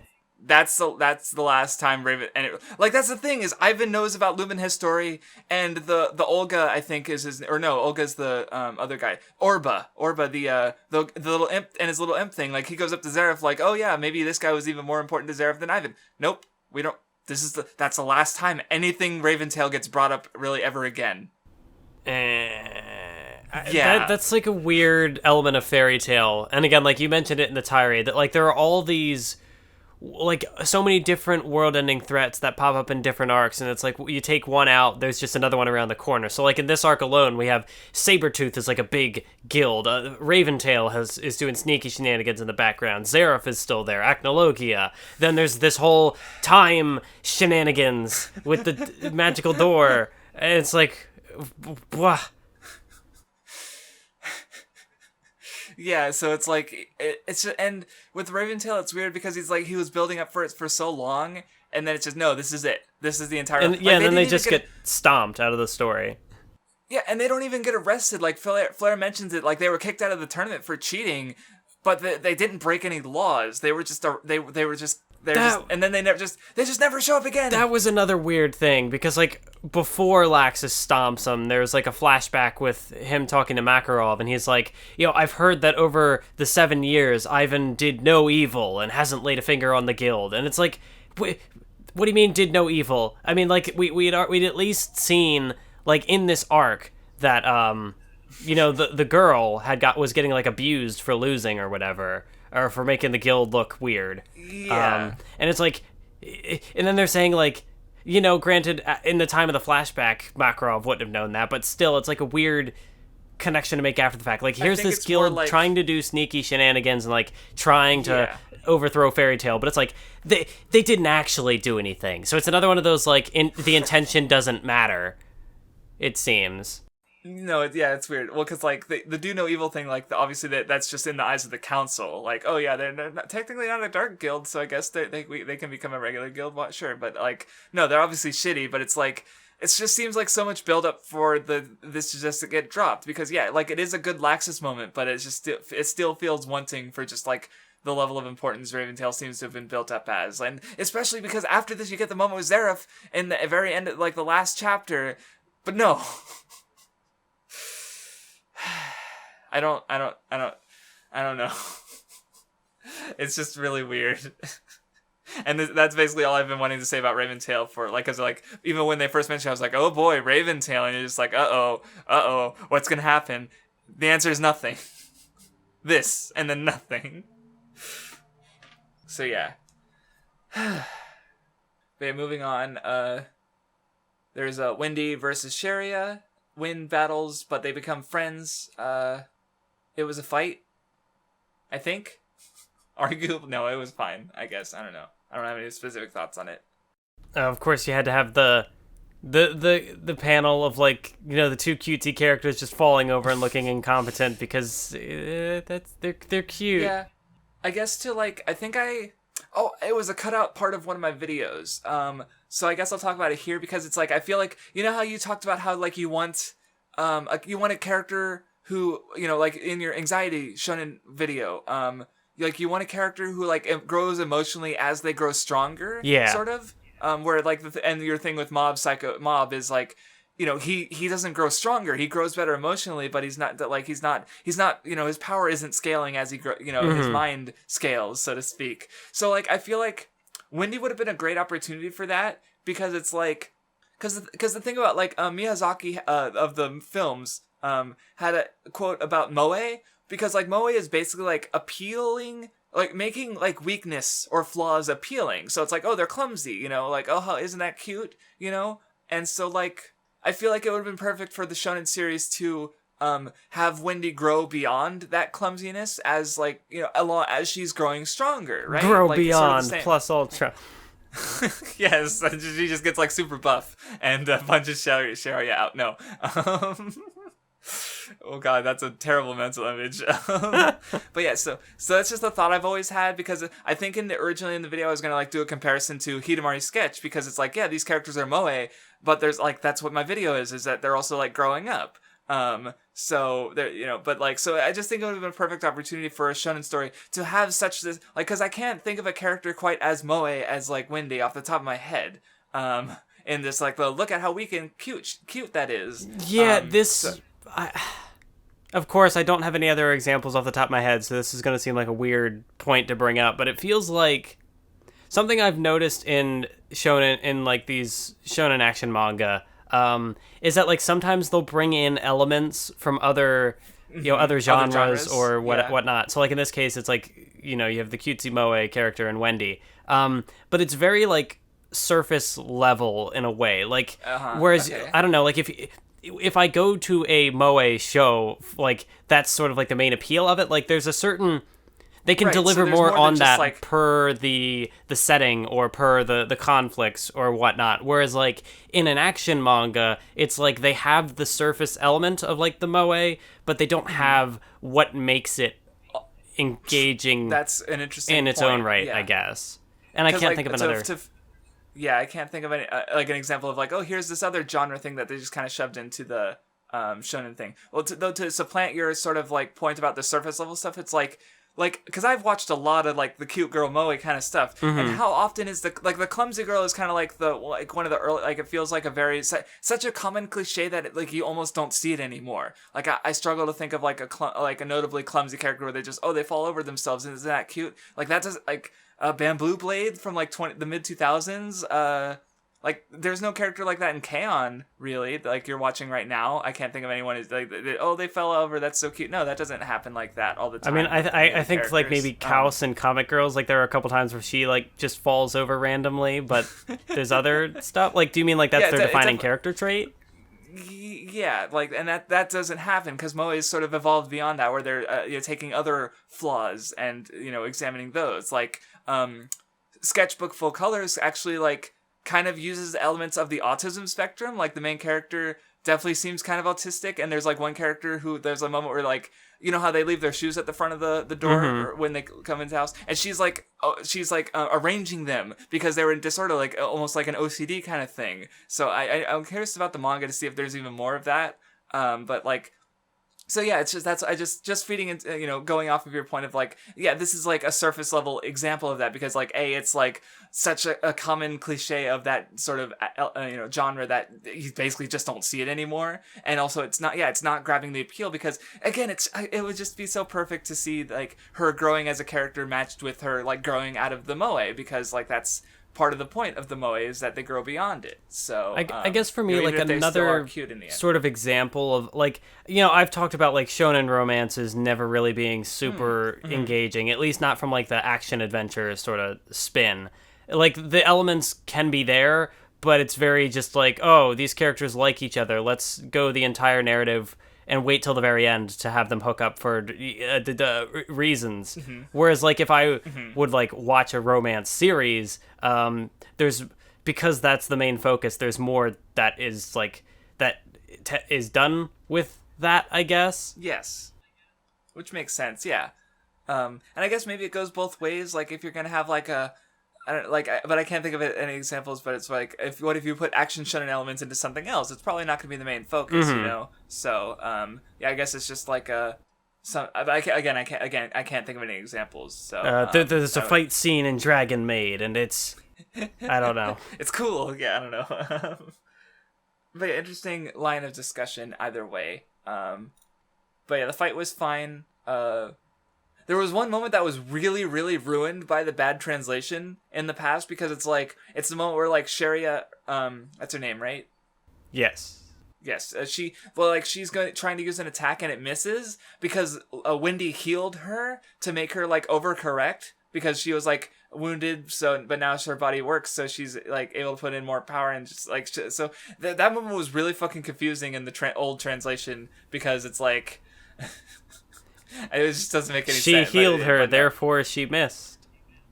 Yeah, no, and it's kind of weird in that way. It's a little strategy bit, but it's just much cleaner in this actual translation. So, yeah. Now, I don't remember how exactly they had phrased it in the translation, but was it something Wendy did intentionally, or was it just an unconscious thing? That's kind of just how her powers. It was an intentional thing so that she could dodge the attack, and because they fought to a draw. Yeah. Wendy, because that's the thing is oh yeah, Sherria's obviously got the stronger powers. She's obviously more, but no, Wendy's I got the fairy tale spirit and never given up, and she doesn't give up, and she's able to get points for her team even if it's not a full victory. So, which is cool. Jura even mentions wow, look at how much she's grown. So. I don't even remember if I talked about Wendy in the tirade because it's maybe I did a bit, but I know I didn't do the Hidamari sketch comparison. So it would have been in part 3, I think. But yeah, time to go rewatch that and cringe. So anyway, you get a cutaway with Jellal being uncovered, which we already kind of talked about. And then he gets recovered by the mage, the council mage who vouches for him, oh look, it's Daedalus. Yeah, we already talked about that though. But then the other guy is oh no, that's the real Jellal. I'm covering for the guy who's covering for him to protect his reputation. Yep. There's another bit with Laxus talking to Makarov about Lumen History, and Mavis explains that it's oh, it's not darkness, it's light. And okay, I gotta say, I don't know, how did you feel about seeing more of Mavis this arc? Because it's it's just kind of hand wave away where it's I'm just decided not to be on Tenra anymore. I'm gonna hang out with you guys. She's just a spooky ghost. I don't know, because she's not just a mascot sort of character. She actively came up with a plan to help the fairy tale members, the last one, right? And it's but I thought this character was Oh no, that moment is I get to talk about that moment because it's just we talked about character intelligence before, and I think I even mentioned about Mavis, alluded to her way back when we were talking about Shikamaru and Naruto, so we're finally there. It's see, I didn't think about that. Mavis is just another one of those characters that Mashima brought in, and it's they were more popular than I anticipated, so keep bringing them back. And I don't know, in this case it's weird because, again, general shonen passing of the torch stuff, this it's not oh, Makarov maybe should die. It's not like that. This is totally different where the character is just a ghost but still exists. Right. It's still, Mavis might as well not be a ghost. Mavis might as well just be alive because Yeah. I mean, there's just the gags with her not being seen. There's in the party at the end, she's looking at the food, and Wendy's no, go away, and Sherry's what's going on? Oh, I feel a weird presence. Just gags like that. And though in general I do think she's cute. I brought her up because she's you get the part where she's oh no, my plan didn't work, and she's I'm not crying.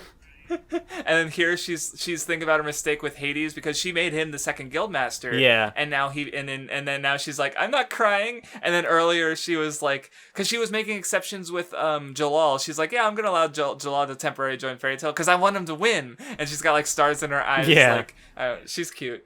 And then you have everyone else who's she is kind of funny in that she is this more goofy, childish character, but also is the predecessor to Fairy Tale. Yeah, so you have Makarov who's she's crying. What do we do? Console her. And everyone's just right, like, so I don't it's know. like he's the current father figure of the guild, but technically she's the grandmother of the guild, but she's also like this small child. And we are gonna, like, obviously she's kind of important. Like, we see her with Zeref at the end, even though they like They're having a like, conversation, even though Zeref can't. It's weird. They're completely on the same wavelength, and that we're gonna see. Yeah, that we see more of Mavis, and of course, obviously of Zeref. So, yep. Nope, Zeref disappears, and that's yet another plot thread that goes nowhere. But anyway, so there's more cooldown, more narration, like, the games, the shit's gonna get real. Oh boy, the second Lucy bullying moment with the water match, where everyone does their thing. Oh yeah, I didn't bitch about the I bitched about her in the tirade, I think, with the chubby girl who's like, don't ever underestimate the chub, but she like shrinks herself down so that she's not chubby. Yeah, it wasn't a... So it's like... Because, like, I remember seeing that character design. I was like, huh, that's interesting. Mashima... you know, like, there's... He introduced a character of a different body type. Isn't that it? Oh. Yeah. Never mind. I don't think I'd be as bothered by it if like, he didn't call attention to it, because half the time she says that line about being chubby, she's not even chubby, so it's like... Shut up. And she doesn't even do anything. Like, she like like, so it's like, what does it matter that you are able to shrink yourself down as like a super mode or something? Like, it doesn't you don't stop. Cuz like, that's the thing, like, back in the in the train thing, she like runs along the side of the train, but she's still fat while she does that. And then she's shrunk down, and then she does nothing after that except maybe win, or she places, I guess, somewhere. Yeah, it's like, and then the character's defining character trait is like her weight. Like, she can manipulate her weight. Yes. Right. And here she shrinks down to, I guess, dodge an attack maybe, and then she gets washed out by Juvia. So it's like, it's kind of annoying, I guess, because, like, again, so much attention is called to it, but it's just like, stop, Mashima, stop. Just like, he's like trying to draw, and I'm grabbing to take the pen out of his hand. I'm like, just stop. And then we get the Lucy bullying, where here I'm pissed about Saber. That fucking sting face of him laughing. I used that in the thumbnail of the Tirade Part 5 video because it's such. Look at that punchable bitch. He's just such a smug out. Like, I had to use the manga version because the anime version doesn't quite adapt that panel one for one. Like, I don't even remember if I can find it or not. But I don't know. Just another one of those, man, I hate these fuckers moments, because stop bullying Lucy. Because she gets really bullied. Like, Jesus fucking, she gets the shit beat out of her. It's just like, why? What did she do to deserve this? Yeah, because the character is even like, oh, I could win by like a ring out and give this team 0 points, but she's all like, oh no, you got second place because of me, even though Lucy's like dead. Yeah, no, it's like she suffered more for that second place, which I think at the end there was like a awards ranking in the ends of the volumes of like I think she did win like most tenacious character. Like, she tries the hardest, and I'm like, I agree, Lucy's she's trying so hard. But what else was I gonna say? But yeah, here you also have another, like, I guess, because like, I don't even see this as like, oh, look at this rivalry building between her and Minerva, because it's like, unlike with Flare, like, but there's something, I don't know, something's missing in the presentation, but maybe it's because she doesn't stand a chance. But also, like, she doesn't really get this resolved either. Erza ends up defeating Minerva, so she's the jobber. She just gets squashed and. Yeah, lose. That's the term I was looking for. With I used with Makarov. Makarov's the jobber. Yeah, I was trying to think, like, there's a wrestling term, isn't there, for this? But I used the TV tropes instead. But yeah, I definitely like the panel afterwards where Erza's like, "You have taken the single guild you mustn't anger and made it your enemy." Like, she's like fucking pissed. I don't know. I like that expression. See, it's like most of the, like, there's some dumb shit, but most of the tournament is like perfectly fine. Honestly, like. It's just the Dragon King festival that just makes the arc be like, I kind of want to throw this out the window. Okay, so anyway, there's the tag battles where first off, you got the Blue Pegasus, Ichiya and Nichiya versus Quattro Cerberus, and you got the... Oh yeah, actually, Ichiya is strong, and you got the double page spread of his stupid fucking face, and it's like, okay, I don't know if it's funny or not. It's fine. Just a goofy fight. I mean, like, there is a degree to which this character just is a genuine creep, and like every time, like Erza is just like ignoring him at this point.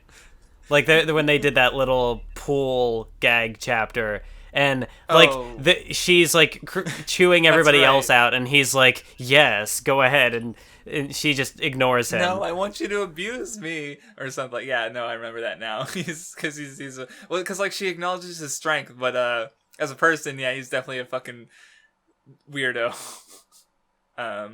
But yeah, I guess this moment was also to make up for his erasure. Because that's the thing, Bacchus is supposed to, like, Erza was like, oh yeah, we were on par back 7 years ago, and now he seems even stronger. But then Ichiya just fucking destroys him. So, like, he's just, like, these are all, like, strong, like, 10 Saint level characters. And there was like the wager, like there was the thing where the round where they did all the wagers, and so like the guild name changed. But I don't think right. Cerberus is English. Because like Quattro isn't English, but then it's just like puppy. Yeah, well, because Cerberus, I don't know. Cerberus is the dog, and now they're the like I get what Mashima's going for here, but I don't know. It's just like the weird like Quattro puppy. It seems weird. I don't know. It's okay. They don't matter. They're just there to take a bunch of losses. I think they rank last in the end outside of Raventail, who got kicked out. So yeah, because you're right. They're basically like they only have one notable member. So yeah. Like, because Fairy Tail has enough notable members for 2 teams. Like, holy shit. It's no wonder that they won. Yeah, I guess that was sort of a concern I had early on. I was like, wow, we just had that whole arc with, the island, and there were all these characters, and now, like, you can only have a team of 5? That's a little... But then there was a second team, so... And then, like, Mashima is, like... I really didn't like the last arc, having to keep track of all these characters, and then here he is like still creating new characters, and he's like, well, there's the teams of 5, but then there's 2 teams of Fairy Tail, but then there's also, you can have a bonus member, a reserve member. Yes, and so like everybody just ends up getting brought in again, and like there's a degree to which I can relate to that. It's like, oh, I'm not gonna do all this, I'm not gonna take all this on myself, and then you do it anyway because it's like I can't stop. Yeah, I'll upload the podcast onto an alternate site later, and then you're like, I can't stop. For me, it was like when I would still do like my wrestling videos, and I would have like the big shows, and they used to be shorter, and then I did one that was like over 2 hours, and it was like 3 hours, 5 hours, and I couldn't shrink the episode length, and like I couldn't stop. Too many plot threads. Because that was also the issue with One Piece, where it's like, I think Oda even credited, like, the reason this story is so long is because I introduced the Warlords of the Sea, and it's like, I can't just tell the story and not show off all 7 warlords. Yeah. And then, of course, he does the exact same thing later with the Supernovas, and so it's like, god damn it. So it's like, yeah, it's just gonna happen if you do that shit. Because, yeah, of course, he introduces, there's 8 teams total. Like, how is he not gonna do anything with all of them? And... You know, like, even if Quattro Cerberus is, like, the weakest one, like, that they still have, like, a couple, one or 2 notable moments, you know? So, so anyway, now we get to what's kind of an infamous fight, especially because of the power scaling, is, Natsu and Gajeel versus Sting and Rogue, which is kind of like what the quadruple dragon everyone's been waiting for. What did you think about this fight?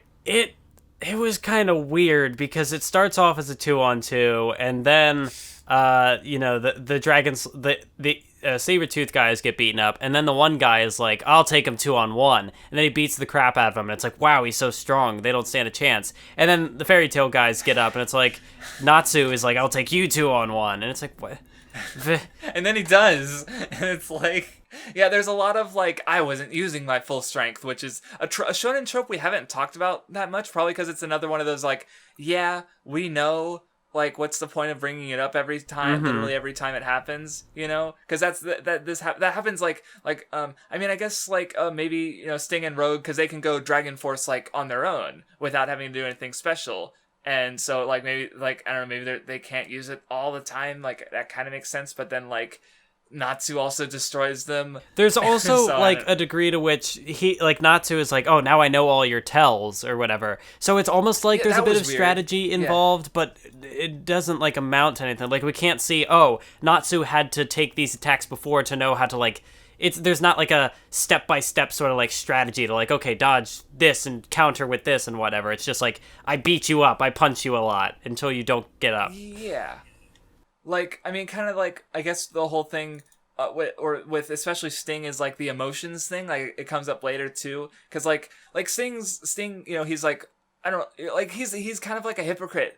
He says, like, because he obviously does value his friends. Like, he hangs out with Rogue a lot and with Lecter. But he's trying to fit into this family of, like, oh, no, shut off weakness. And, friends don't matter. So he's, like, kind of, like, at odds with himself there. But then, like, then later on, Minerva sort of takes charge after Sting kills the Guildmaster. And, but then she's like, oh yeah, use your emotions. But like, and even said, like, he's basically saying as such when he goes into the, like, I'm basically like explaining Sting's whole arc. Cause he's like, yeah, emotions, I'm going to defeat Fairy Tail. Like, oh, like, look, they're so beat up, just a light breeze will knock him over. But like, he gives up because he kind of has a Guild Arts Natsu moment where it's like his emotions are misdirected. Because like, the thing with Natsu is like, there's no reason to use all of his effort to beat Guild Arts, you know? So it's like, he should, but like with Zonkro threatening the entire guild, it's like, yeah, this is something you should be caring about. So with like Minerva, it's like she's the one who's got Lecter. Like Fairy Tail, it doesn't matter. Like he's putting he's like, I'm gonna use all my emotions for something that kind of doesn't matter. So that's kind of like where here Natsu is like he's like carrying over the Yukino thing. So he's fighting with these emotions, and he's also like just Sabretooth's been just assholes in general. So like he has reasons to like fight and be strong, I guess. So I guess he wins, and Sting has been kind of like, you know, like, again, hypocrite. Like, he even pulls off a Unison raid, and it or Union raid, or whatever it's called, and with Rogue, like, the third one in the series, and it's completely fucking ineffectual for some reason. I don't understand. So, because, yeah, that I've always thought was kind of weird, because it's like, he does care about friendship, but he doesn't, and yet, like, I feel like, you know, if he was able to pull it off, it would be, but I guess, yeah, it makes sense not being effectual against Hades, because he has this whole, like, heart outside of his body thing. But with Natsu, I don't know. Natsu's just ridiculously fucking. Don't think about the power levels. Don't think about the power levels. I don't know.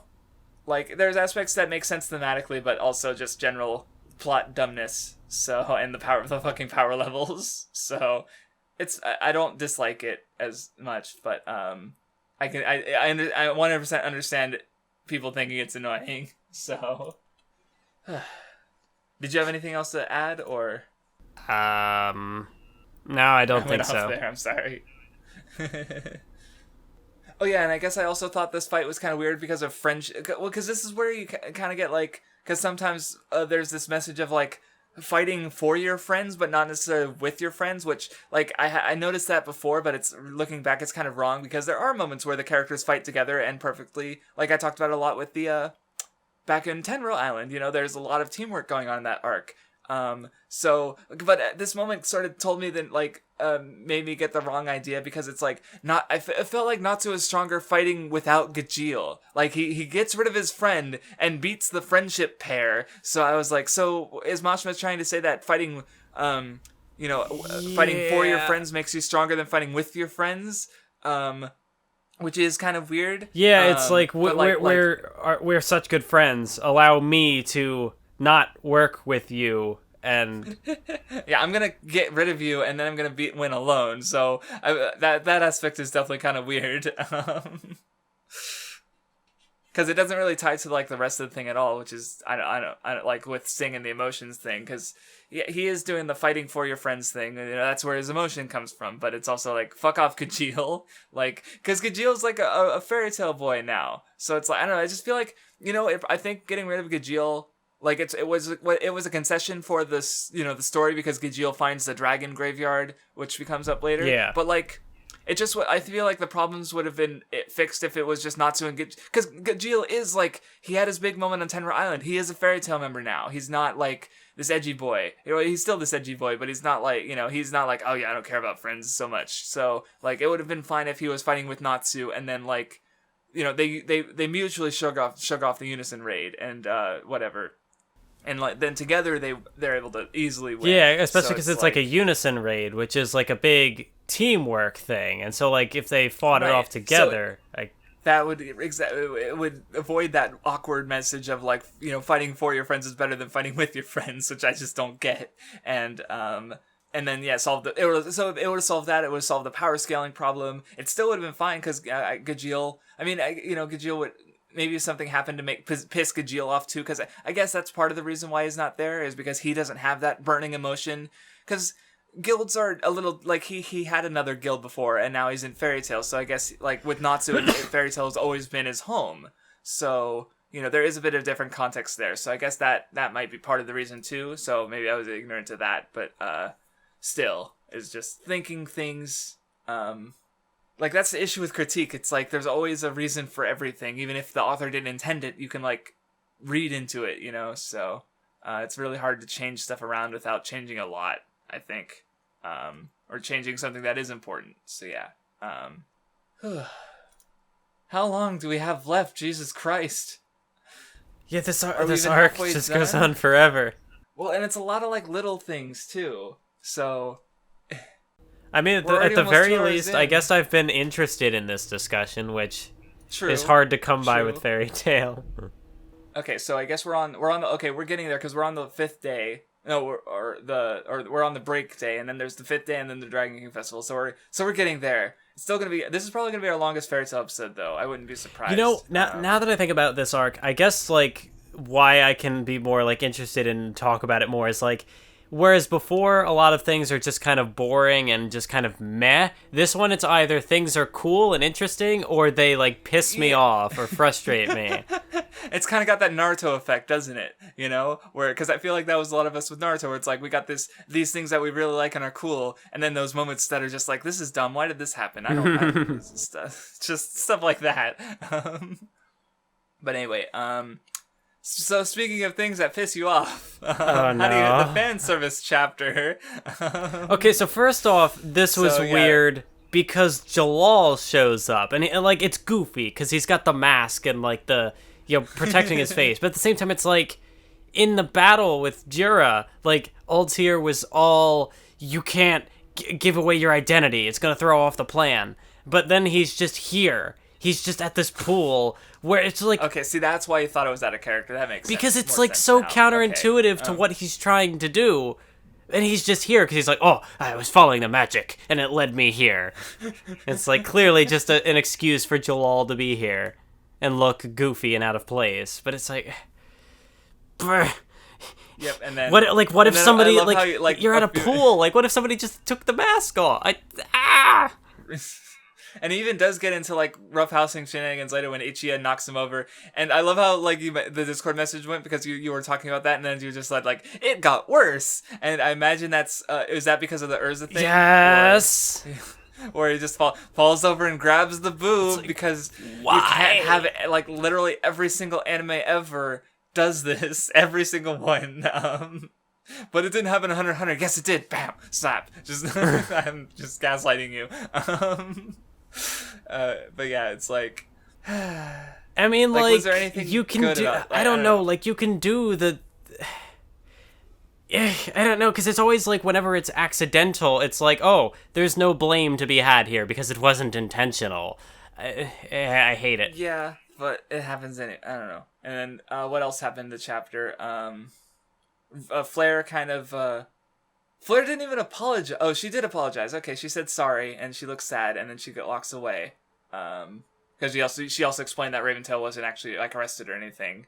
Then there was a goofy bit where Gray and Leon get knocked through like a love slide, and Juvia's talking about BL, which that happened, I guess. And everything gets destroyed because Fairy Tail was involved, because of course it does.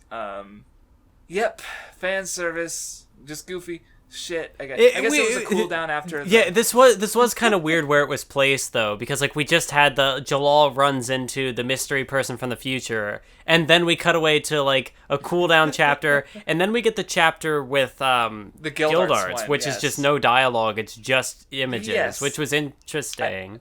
Yes, I do like, because he does this at least one more time, where he has this like solo Guild Arts chapter where it's told exclusively through visual storytelling, and I think that's really neat. Like, he's changing it up and just trying something different, and like I have zero complaints about it. Like, it's just Guild Arts being Guild Arts. Like, you know his characterization well enough that like, oh yeah, he sees attractive girl, he helps city, he ruins everything because he's a member of Fairy Tail. Because he gets excited watching the fucking Grand Magic Games, and he's like, look, that's my daughter, and then he just fucking destroys the entire fucking village and gets kicked out. Like, Fairy Tail, yep, helps, but also destroys everything. So yeah, it's a fine chapter. Then back to the actual story. Oh yes, we get the Sabretooth wrap-up, where we get my number one favorite, funniest moment in Fairy Tail. I don't think it didn't make me laugh the hardest, but I did still find it amusing for some reason. I don't, because I'm a broken, twisted person. Where the Guildmaster he vanishes Lecter, and Sting gets mad. Yeah, I had thought of it at the time, and I was like, it's interesting which characters Mashima decides to kill off. But then I was like, no, he's probably not dead, because this is Mashima. Because it's Mashima. Well, because, like, at this point, there was, Simon, who was a supporting character. Yes. And, like, his death has been handled well, like, the effects it has had. Yeah. I mean, it was, this arc had characters who were affected by that. But, like, no main characters or anything. Like, the villains have died. Like, Hades got killed by Zeref, and then the guild... Like, Lecter didn't die, but the Guildmaster died. Like, Sting fucking murdered this man. Did he die? That is, there was no, he is dead. Oh. This, okay. it comes up again later. He is dead. Oh. So it's like... So, villains can die in this story, but no heroes die unless it's Simon, basically, is the takeaway from this conversation. Actually, I guess there was one more character later, but... We'll get to that. I remember, yes. Though if it's who I'm thinking of, they didn't exactly die, but they did make an important sacrifice, so... Anyway, the Gajeel leads everyone to the... Sorry, truck beeping. I still hear it, but there's Audacity to hear it. Anyway, so yeah, the dragon...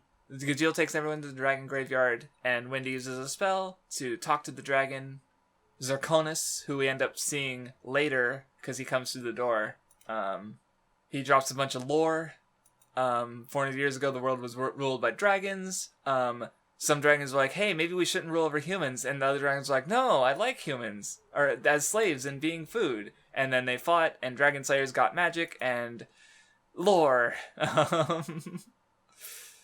And also that's where Acnologia came from. He was a human he was a dragon slayer who killed so many dragons he turned into a dragon. So, I think that's the important stuff.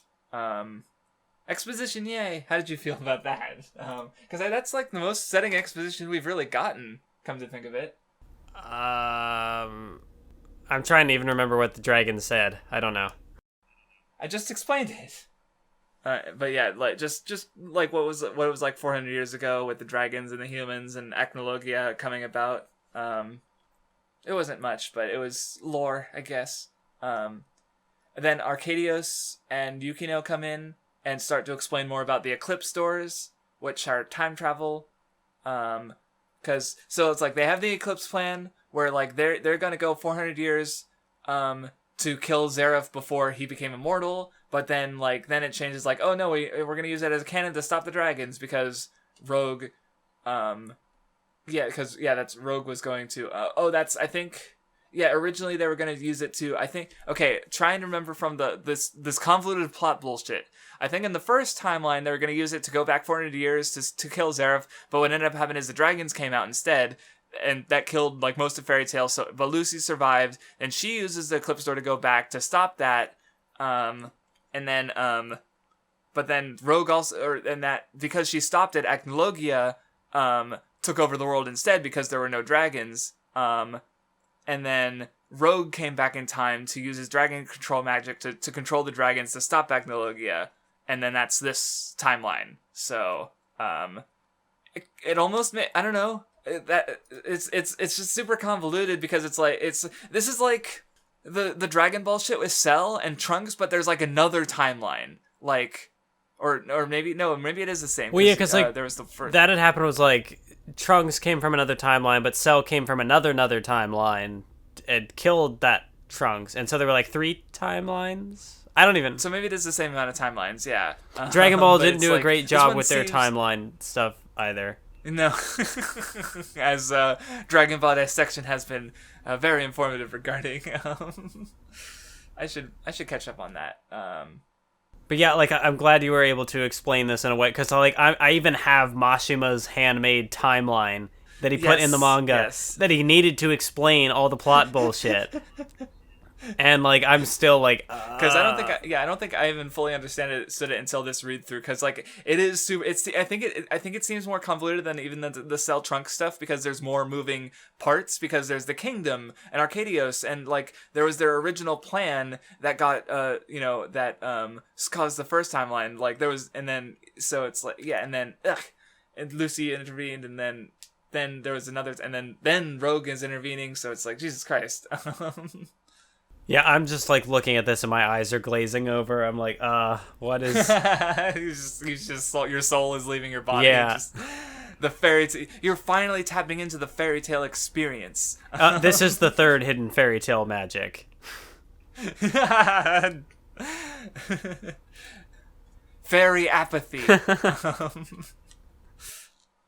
So anyway, Lucy and Yukino get imprisoned because the minister guy, he's like, what? You can't change time. So he arrests the celestial spirit mages so they don't open the door. And I guess there's Yukino talks about her older sister that got kidnapped by the cult worshipping Zeref. I'm assuming he just completely glossed over it. I don't even remember that being a thing. Yeah, she was talking to Lucy and Estelle, and she's talking about her older sister. Oh wait, that's right. Like, that was wasn't that a character we've seen before? Or yeah, it was Angel from Orishion Seis, the celestial spirit mage. That I'm going to trust your judgment that is a character that exists. You don't remember Orishion Seis? I don't. She was the girl who fought Lucy. She had the she was evil mage who had the used Aries and Scorpius and Calum, the sword one, and Gemini. So it's like, that one. She was kidnapped by because I think this was like a background information bit, but all the members of Orishion Seis except for Brain they were slaves. They were working on the Tower of Heaven, and Brain sort of took them in after during or after that the Erza stuff. So it's like, so that's because that's what Yukino is explaining there. Her sister was taken by the Zeref cult to go work on in the anime, you can actually see like the younger versions of the characters in the background, which is a really cool detail. Like before Orishion Seis even happens, like you see those characters as children were as slaves in the Tower of Heaven arc. So I thought like the anime does a lot of stuff like that, where they like use the fact that the manga's gone on longer to like fix some of Mashima's mistakes and include little details like that. So it's like I definitely think like at least up to I heard the season 3 has been not very good, like with mostly just not having really good animation. And season 2, like, okay, the chapter the season break point is really weird. I guess it was just where the animation or the general series director swapped. Maybe there was a break, I guess, too, because it's considered a whole nother season on my list. But like, the end of season 1 is when Natsu beats Sting and Rogue. Like, that's the end of season 1 of Fairy Tail, and then it goes on to season 2, which is like the rest of the arc. So it literally ends mid arc, which is just weird. Because I think with like comparing that to like Dragon Ball to Dragon Ball Z, like that happened pretty neatly in between the Saiyan and it's like actually a miracle how perfectly the split worked. Yeah. And with One Piece, they've recently got another series director, and it's at the start of Wano, so it's like right between arcs again. But here it happened like in the middle of an arc. So the only thing, like I never watched either, or no, I watched some of season 1. I watched like a few episodes here and there. But was scrubbing through the season 2 footage, like they darken the color palette for some reason, like they make it more like desaturated for no reason whatsoever, and it does. I don't think it looks very good. And I guess it's because, the series is darker now, a little, I guess. And mostly for the next arc after this. But all I know was that while I was partially going through your fairy tale tirade and skipping around to try to avoid spoilers, there was you did have footage of Gajeel's like shadow power up, and I like in the manga like I expected that to look cool because it's like steel and shadow. What's that gonna look like? Mm-hmm. And it's just kind of like dark because you can't do much with shading and stuff. But like in the anime with like the blue and the purple, it's got that edgy like Sasuke evil boy energy, but it's Gajeel. It's smug, evil, sinister. Gajeel cementing his place as your aesthetic character for Fairy Tail. Yes, this shot is more aesthetic than other than like him catching the blade through his arm and then like grabbing it. That's such a good moment. So anyway, the final day of the competition begins, and they're reintroducing all the teams. You have like Fairy Tail's almost strongest team, where it's got Laxus, Gajeel. Like Laxus and Erza are on the same team. Like, how does anyone defeat this? Like, come on, like fuck it. Like we see Laxus Laxus is like above Jura, who's the strongest. Like they do the fucking power scaling shit against where it's like, oh yeah, Jura sure is strong, but the top 4 guys aren't even human. The 4 emperors. Or whatever I don't even remember what they were actually called. And those characters are a riot in and of themselves for reasons we'll get to in the future. But yeah, so it's like you got Laxus and Erza, and then like Juvia's like she's pretty like actually because like I remember thinking about that's right when we first saw the B team, the Fairy Tail B team. I thought it was interesting because it's like every single character there is like in a way like an S-class mage, because Gajeel and Juvia were both S-class mages in Phantom Lord. Urza and Laxus obviously are S-class mages of Fairy Tail, and then Jellal is replacing an S-class mage. So I was like, hey, they're all that's a fucking intense team. But anyway, and I do like how the because you also Natsu, Mira Jane, and Wendy go off to go save Lucy. So they have enough people that they could go do like the side major plot shit and then still to win the tournament. Yeah. There's such a big. But then like the thing was like with the time skip, it's like the cool thing about this time skip was that like the other characters around them have gotten stronger, so they need to improve. But then again, it's like they do. They're just so overpowered. Again, yeah. Like the biggest hit over the time skip was their reputation, and they already got that back basically just by being awesome at the tournament. So it's like okay, kind of it's like there are reasons I dropped it because it's a really weird and like I think Mashima really weird time skip. Like Mashima even said that like I bet you've never seen a time skip like this, and I'm like no, but there's a reason for that. Probably. Because like it is just kind of a really awkward time skip in a few ways. Like it's not not rereading it I'm like whatever, but like I was mad reading it for the first time. Oh boy. So while Natsu and everyone is getting captured and talking to the princess, Mavis gives us her launch Operation Fairy Stars, and we get to talk about intelligent characters again. I don't know, did you have anything to say about this specifically? Of her being the you were kind of talking about it earlier, so I was wondering if you had more to say. Yeah, it was kind of like what I had said earlier, like here's a character who is a ghost, but is having a tangible impact. See, like, this felt weird to me too, or for like a different reason, because at first, the character is just kind of standing there. It's like, okay, there's no real plan for this. That's just like raw emotion. Like, they're just, come fight us or whatever. But then it's like, no, now they're going to go, and there's actually a big plan that was set up. Like, everything was predicted except for the stuff that wasn't. So it wasn't perfect. But. Yes. I don't know, like. And then it's just so goofy with, you got like the fucking math equations floating around her head like she's Sherlock fucking Holmes. And it's just. I don't know. It's just like, because we kind of talked about this before, like with Shikamaru, where I feel like he's a reasonably written, intelligent character where it's like, you understand the logic and the thought process. Yeah. With Mavis, she's like the cartoony, she's the smart character written by people who aren't smart. Because that's the thing. Mashima, he's passionate, but he's not and like, there are good elements to his storytelling, as I'm discovering. It's funny that you bring up there's also Shikamaru really bad as an ones. example, though, because like Kishimoto even said he had trouble writing him because he wasn't as smart as he made Shikamaru be. But with Mashima, like, I don't think he's that smart a guy just reading from his, like, at least not, it doesn't show up in his work. Like, he might be, he's definitely got, like, he's older than me, he's probably got experience in certain ways, but, like, just in general, like, intelligence, like, I don't know, it doesn't show up in his work so much, because, like, and Mavis is, like, because this is, like, that smart character written by a person who's not that smart, because it's, like, it just happens. Like, there's no logic behind it, because it's just, like, it's not supposed to make sense to a lowly human like ourselves, so, like, it's just, like, it doesn't bother, it doesn't bother me as much as it might have used to, but it's, like, it's not strong writing, like, it's not strong writing for an intelligent character, but it's also, like, you can't write someone smarter than yourself. Like, that's literally, like, impossible. Yeah. Unless you do something like this. So it's, like, I guess.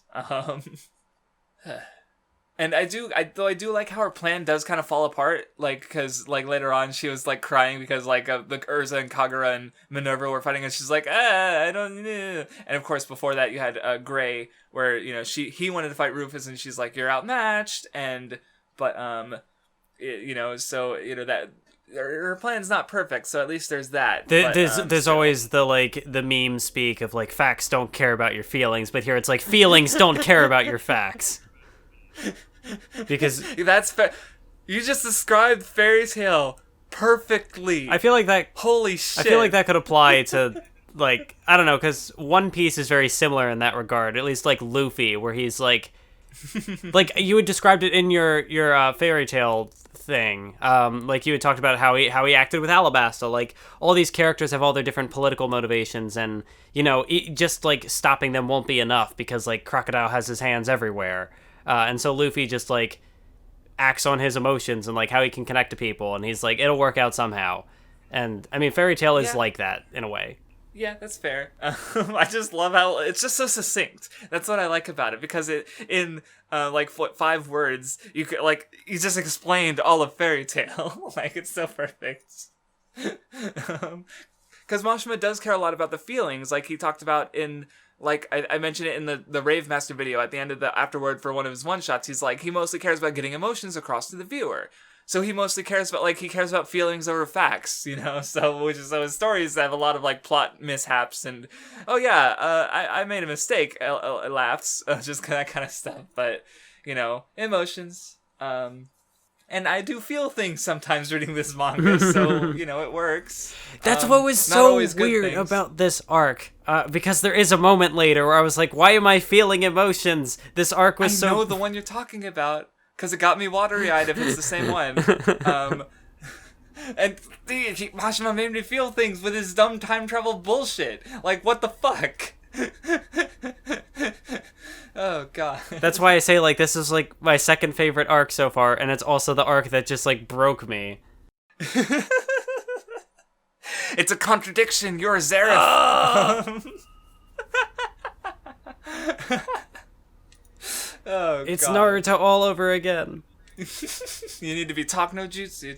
So anyway, any thoughts on Gray versus Rufus? Because I feel like I had something to say, but I need to check my notes. I mean, I know, like, he was the guy with the memory magic, where he can just, like, imagine anything, but then Gray is like, okay, I'll just use an attack once, but it's just, like, this all-out, unrelenting, just, like, brah! Yeah. And so, like, he... Oh, yeah, that was a cool...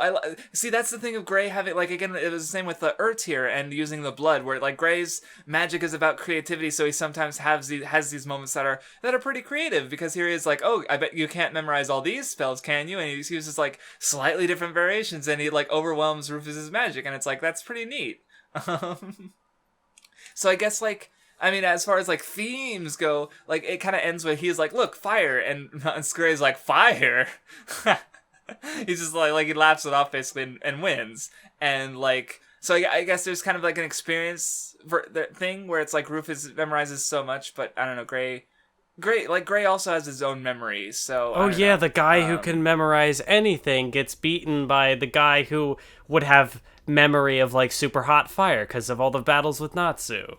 Right. So it's like, so Gray had like, Rufus has experienced this fire, but Gray's has more experience. Because he has the 7 years. Like Sabretooth is the younger guild here. So, which is, it's a weird kind of like flip on the, like, because we talk about the passing of the torch stuff. And these fairy tale characters are still firmly holding onto the torch. It's the Sabretooth characters who are too young. So, I hadn't thought about that, because that's, like, kind of like, you never saw my growing up video for One Piece, have you? Because it's got spoilers for Wano. I guess not. So no, I don't think so.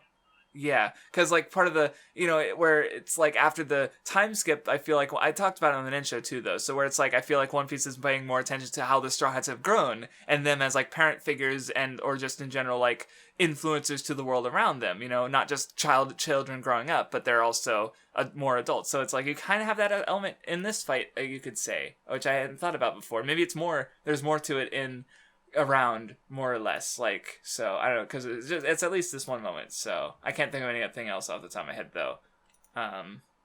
But there's more. Oh yeah. Oh look, Mashima introducing even more characters with the Wolf Squad. This just felt unnecessary. It's like, we need more fights. Here are more fights. Well, though apparently these guys were like, they're from, like, I think it's mentioned that they're from a contest. Like, these guys are designed by fans, and then Mashima drew, except for the leader guy with the mask, like, also, those are pretty good designs. Like, I was like, yeah, these guys look like fairy tale characters. Like, I never questioned it. Like, yeah, Mashima would draw these guys, but no, they're fan designs, and I'm like, that's cool.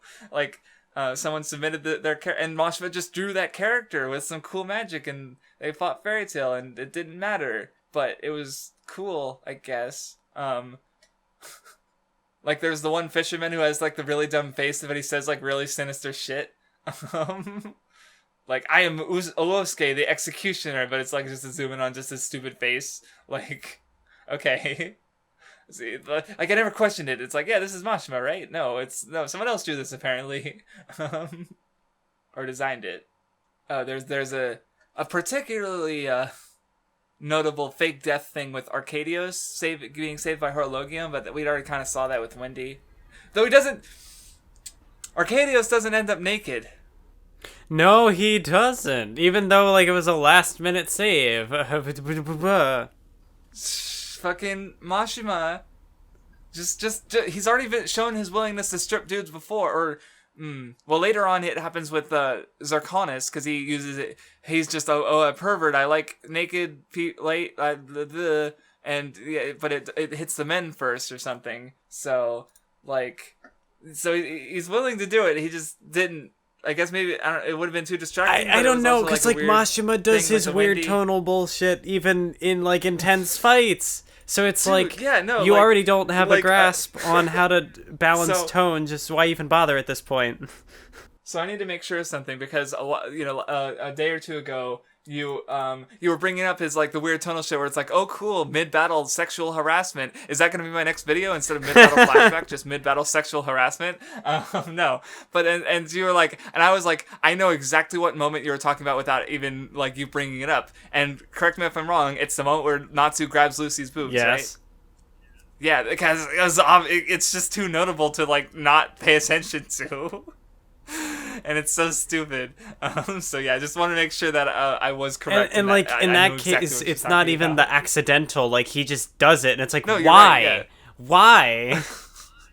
Yeah, it's so weird because like I think I brought that up in one of the tirade videos, because it's like Natsu's supposed to be an innocent child character, yet that's kind of like I don't know, that moment seemed weird to me because it's so explicit. Because he's just straight up. That's like the one aspect said, where he's different from Luffy, where like Luffy's just dumb when it comes to that stuff, and he just doesn't care. Natsu's got to be like, oh no, I am the harasser. Yeah, because it's like he does it. Like Luffy's never done anything like that. Because Natsu also had the incident on Galuna Island where the guard is just like, he's like, he asks Lucy to strip, and Natsu and Gray just like start stripping her, and she's like, guys, fuck off. Like, so it's like, he's not doing it like, he's doing it because he's being ordered to, which is dumb, but it's like, so it's like he takes part in those antics more, but even though it's like, he still seems kind of innocent to them, I don't know, it's weird. Like, though he did, There was a moment where he saw a girl and blushed, I think. I can't remember what it was, though.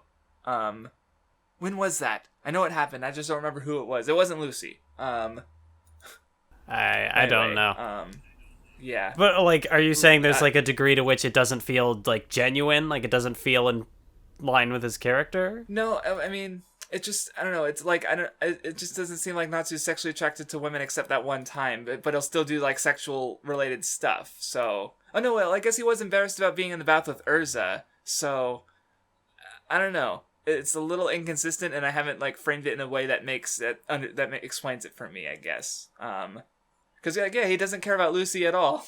And he'll just, because in one of the comment things with Mira, like, she even jokes about, like, with Lucy, but he has seen you naked, right? And she's just like, yes. So it's like, because it happens a lot. But he doesn't seem to care as much. Or maybe he does, I don't know. It seems, I don't know, there's other things from later to consider, too. I mean, like, anyway, moving on. You're like moving on, and I'm like, no, we will stay. Now let's move on. I won't. You can go if you want. Like, I love having you talk, especially after, like, we had so many episodes where you're just like, yeah, it's fairy tale. Yeah. So go ahead. I know some people listening, they get irritated when I go on these tirades. Yeah. But, like, because again, like, I'm also trying to think of it from, like, the perspective of, like, how it has been incorporated into her characterization in the past. And, like, also, like, thinking about, I don't know, because, like, Gray has the gags where he, like, it's just, like, it gives him power, I don't know. So, I don't know. I don't know what a moment like this is supposed to mean. Like, does it add anything to her character? No? Maybe? I don't know. Well, yeah, because, like, there was literally in the first chapter the whole thing where, like, she's trying to use her sexuality as a weapon, but then when it's being, exploited, like, she's not strong enough to but then she's still being harassed, even though she's much stronger, she still kind of gets harassed in that way, so it's like, has anything changed, even though she's gotten stronger? It ultimately just kind of boils down to, don't think about it, which is like, I am actively trying to give Fairy Tail the benefit of the doubt here. But if it just boils down to don't think about it, then it's like, there's nothing to take away. No. And it's like, right. No, it's yeah. At least nothing good, so. So like I said, moving on. Fairy Tail beats up the guys, and they're like, because like Natsu says, they are willing to make enemies of the world. If they don't burn a flag, but they are willing to make enemies of the whole world. So they beat up the guys, and they move on, and they run into the person from the future. Erza, Kagura, and Minerva square off. It's cutting around, so I'm doing one of those again. Do we get the whole full fight here? No, it cuts away again. Yeah, it cuts away to them seeing future Lucy. And getting a bit more. I don't know, do we have anything to say about the Minerva Kagura? There was quite a bit to it too, the Erza stuff. Are we just talking like the initial scuffle where like they? I'm thinking that's just the whole fight. Just get it over with. I mean, like, I guess there is like an interesting element where Minerva like butts into their fight and then is like, oh, I'm gonna have to back out because I can't actually defeat you 2-on-1. So this is an honor or whatever to you. And so then of course they have to fight each other because. Character drama. Yeah, and this is I just need to. Oh, that's right. Chapter, this is another moment where it's like Mashima builds up to a big reveal that ultimately means nothing, because like when Kagura finally unsheaths her blade and uses it, Erza just blocks it. And it's like this. Here's a thing that was built up as like she's so strong she doesn't even have to unsheath her blade. She's just hitting people with like the hilt and like knocking them out and winning fights. But then when she finally uses her big power up, actual sword thing, it's nothing. Yeah, though I guess like there is like, because it ties into the whole like thematic thing, because like, Kagura, she was so obsessed with her revenge, she was not living. Her blade was always sheathed. She didn't care. Like there was one fight, I think they lost or had a draw just because she wasn't taking it seriously. She didn't care because she's so fixated on this one thing. So, but when she does sheathe her blade, it's about and I do like the panel of like with all the, like doesn't it like crack the ground and stuff? Like it's this big giant like. well, I was thinking about the one where she's drawing the sword and she's like crying and she's got all the dark shadowy shit on her face. Like I've always liked that page. That one looks neat. But yeah, like I'm trying to see the one about cracking the ground. Well, it's like when she finally strikes Erza with it. I think there's a big. Oh yeah, there's like a big dust cloud behind her after Erza blocks it from Kagura, just like the strength of that attack. But yeah, like anyway, as I was saying, ultimately like Kagura just draws the blade like she's trying, she's trying to kill, and yeah, Erza still doesn't want to die even though she's grieving, like fight to live and such. So but yeah, as for all the build-up goes, it does kind of amount to like nothing like strength-wise, but oh yeah, Erza gives a little backstory where it turns out she helped Kagura as a child, and the line where she's like, I've always worried about you and hoped that you would live on, and she said, I still do, because like that goes into like yeah, Kagura's alive, but she's not living, and Erza had like, it's why she still has that hope for her to change, because she's been trapped in that past, and yeah, there's stuff there, I guess. And of course Minerva comes in to fucking stab her.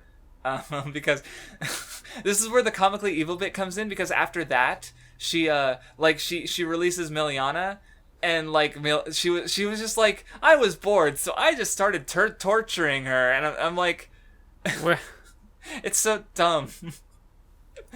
Minerva's just evil. Like, what were you gonna say? No, yeah, originally, I guess, when she had, like, told the guild masters, or she had told, Sting, she was like, oh, I actually saved the cat. The cat's not dead. I used my powers. And at first I'm like, she's probably just lying to manipulate this guy into doing what she wants. But no, she actually did save the cat. So right. She's not comically evil like she does. She's not pure evil. Well, it's just like, I guess this is like, because comparing it to the Kuro Heavy and the Kurosuchi, mm-hmm. I was getting confused there because I was just like, because they're both named Kuro, so I'm like, wait, what's going on? But yeah, like the Kuro Heavy one was supposed to be funny, where it's like I laughed at like, but this one, she's just again, but yeah, but this one, it's not that same self-awareness. Like she's just evil. Yeah. So yeah, even with Kurosuchi throughout the photo and Minerva throughout the tortured cat girl, and I'm just like, oh my god, this is just so over the top. So like she literally had no reason to do it except that she was bored. Like, Jesus Christ. And then it's like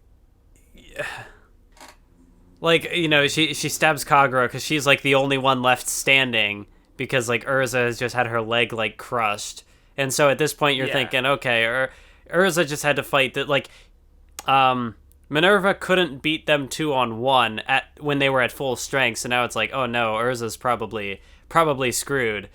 No, because then she just unlocks her second origin that she hadn't been using.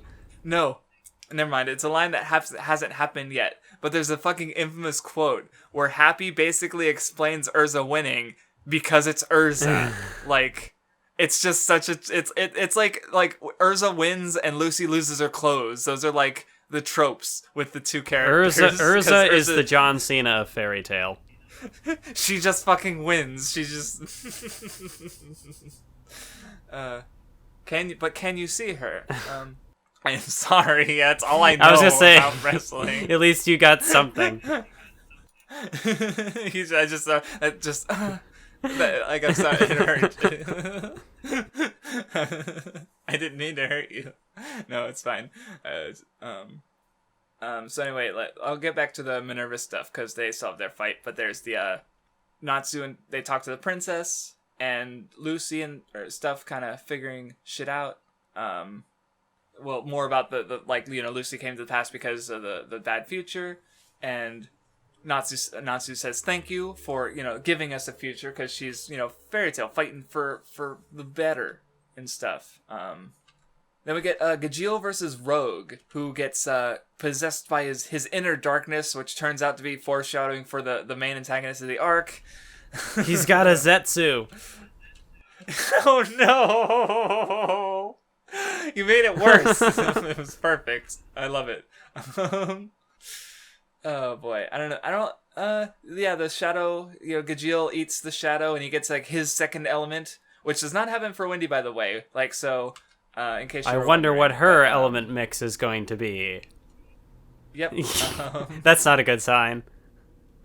I just said it doesn't happen. So. Oh, I thought you said it didn't happen yet.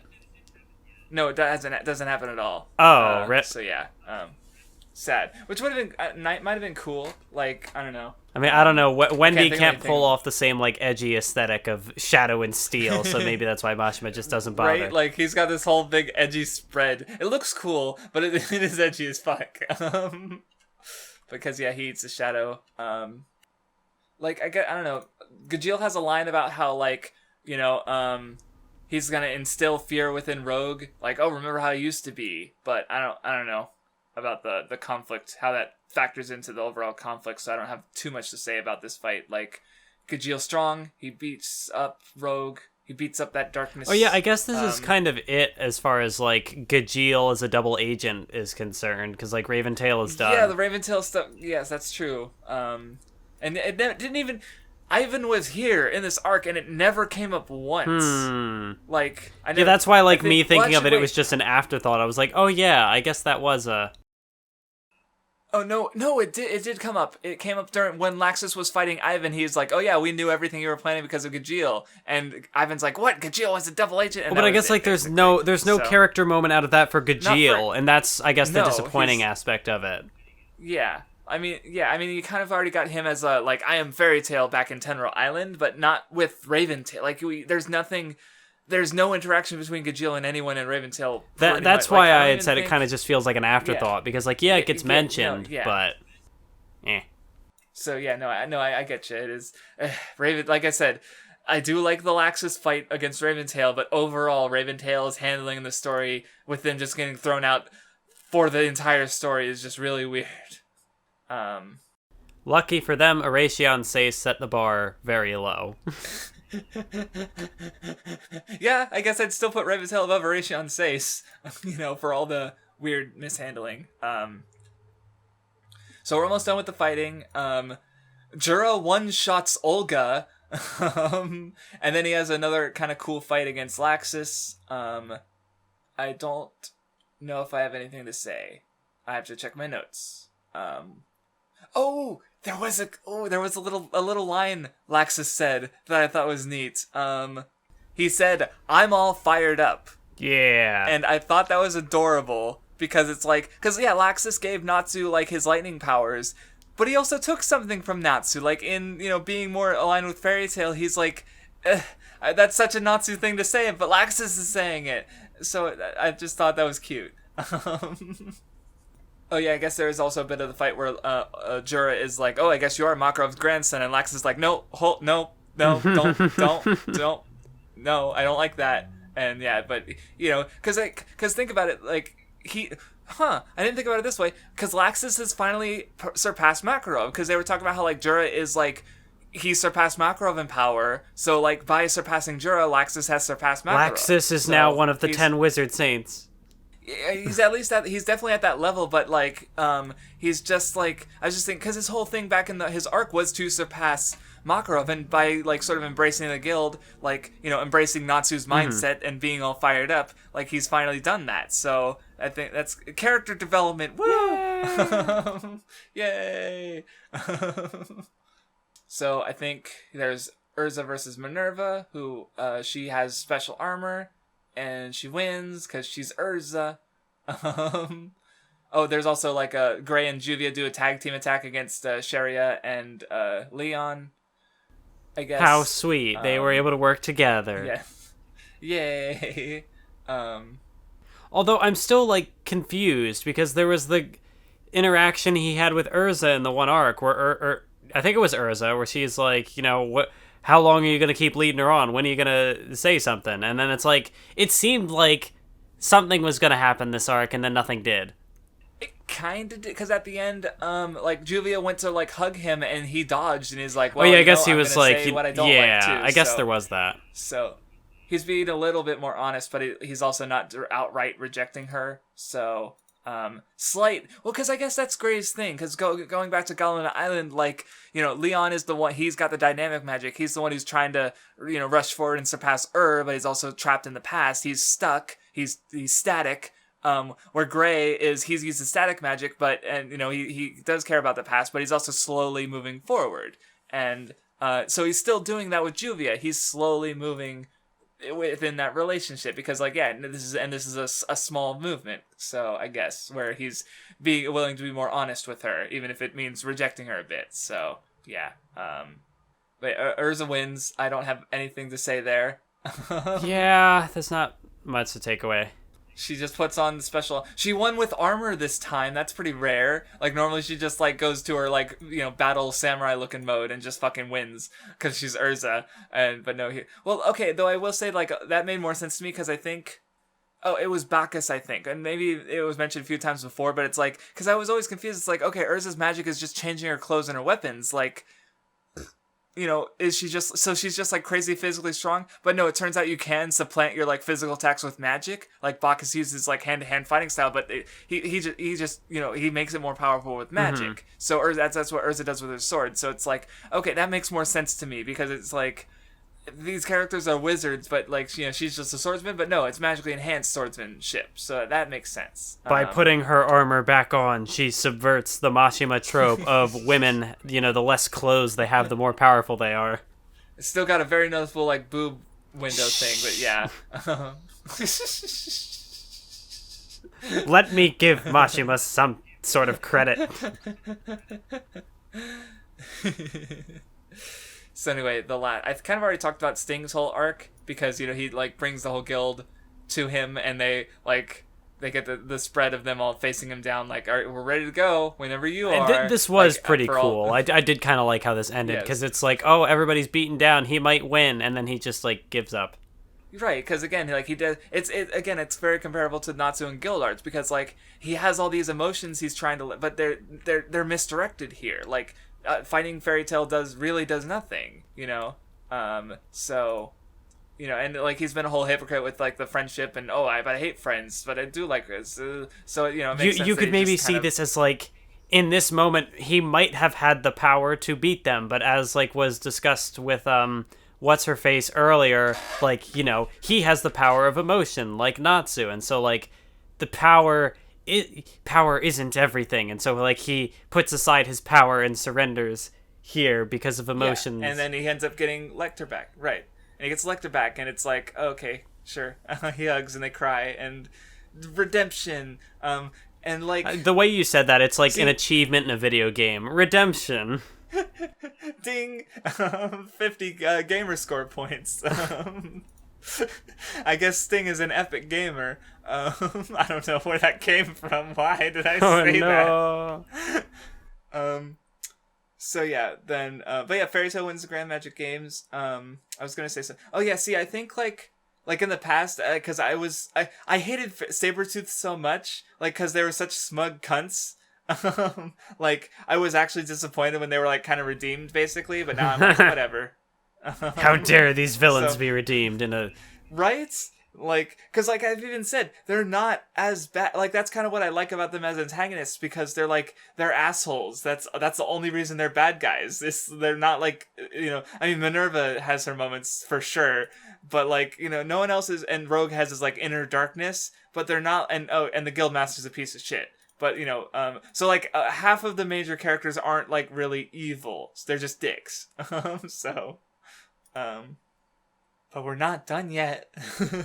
Can we just stop here? Can we be done? We all wish we could be done, Mathwiz, but no, we have to. I can't do it without you, and you can't do it without me. And now I'm quoting that video I linked to you. Because it's just too perfect. You're just what is this? You're going to walk out. But no, we're not done. I drew a line in the sand, but it was actually a Jutsu Shiki, and now I can't escape. Let me out.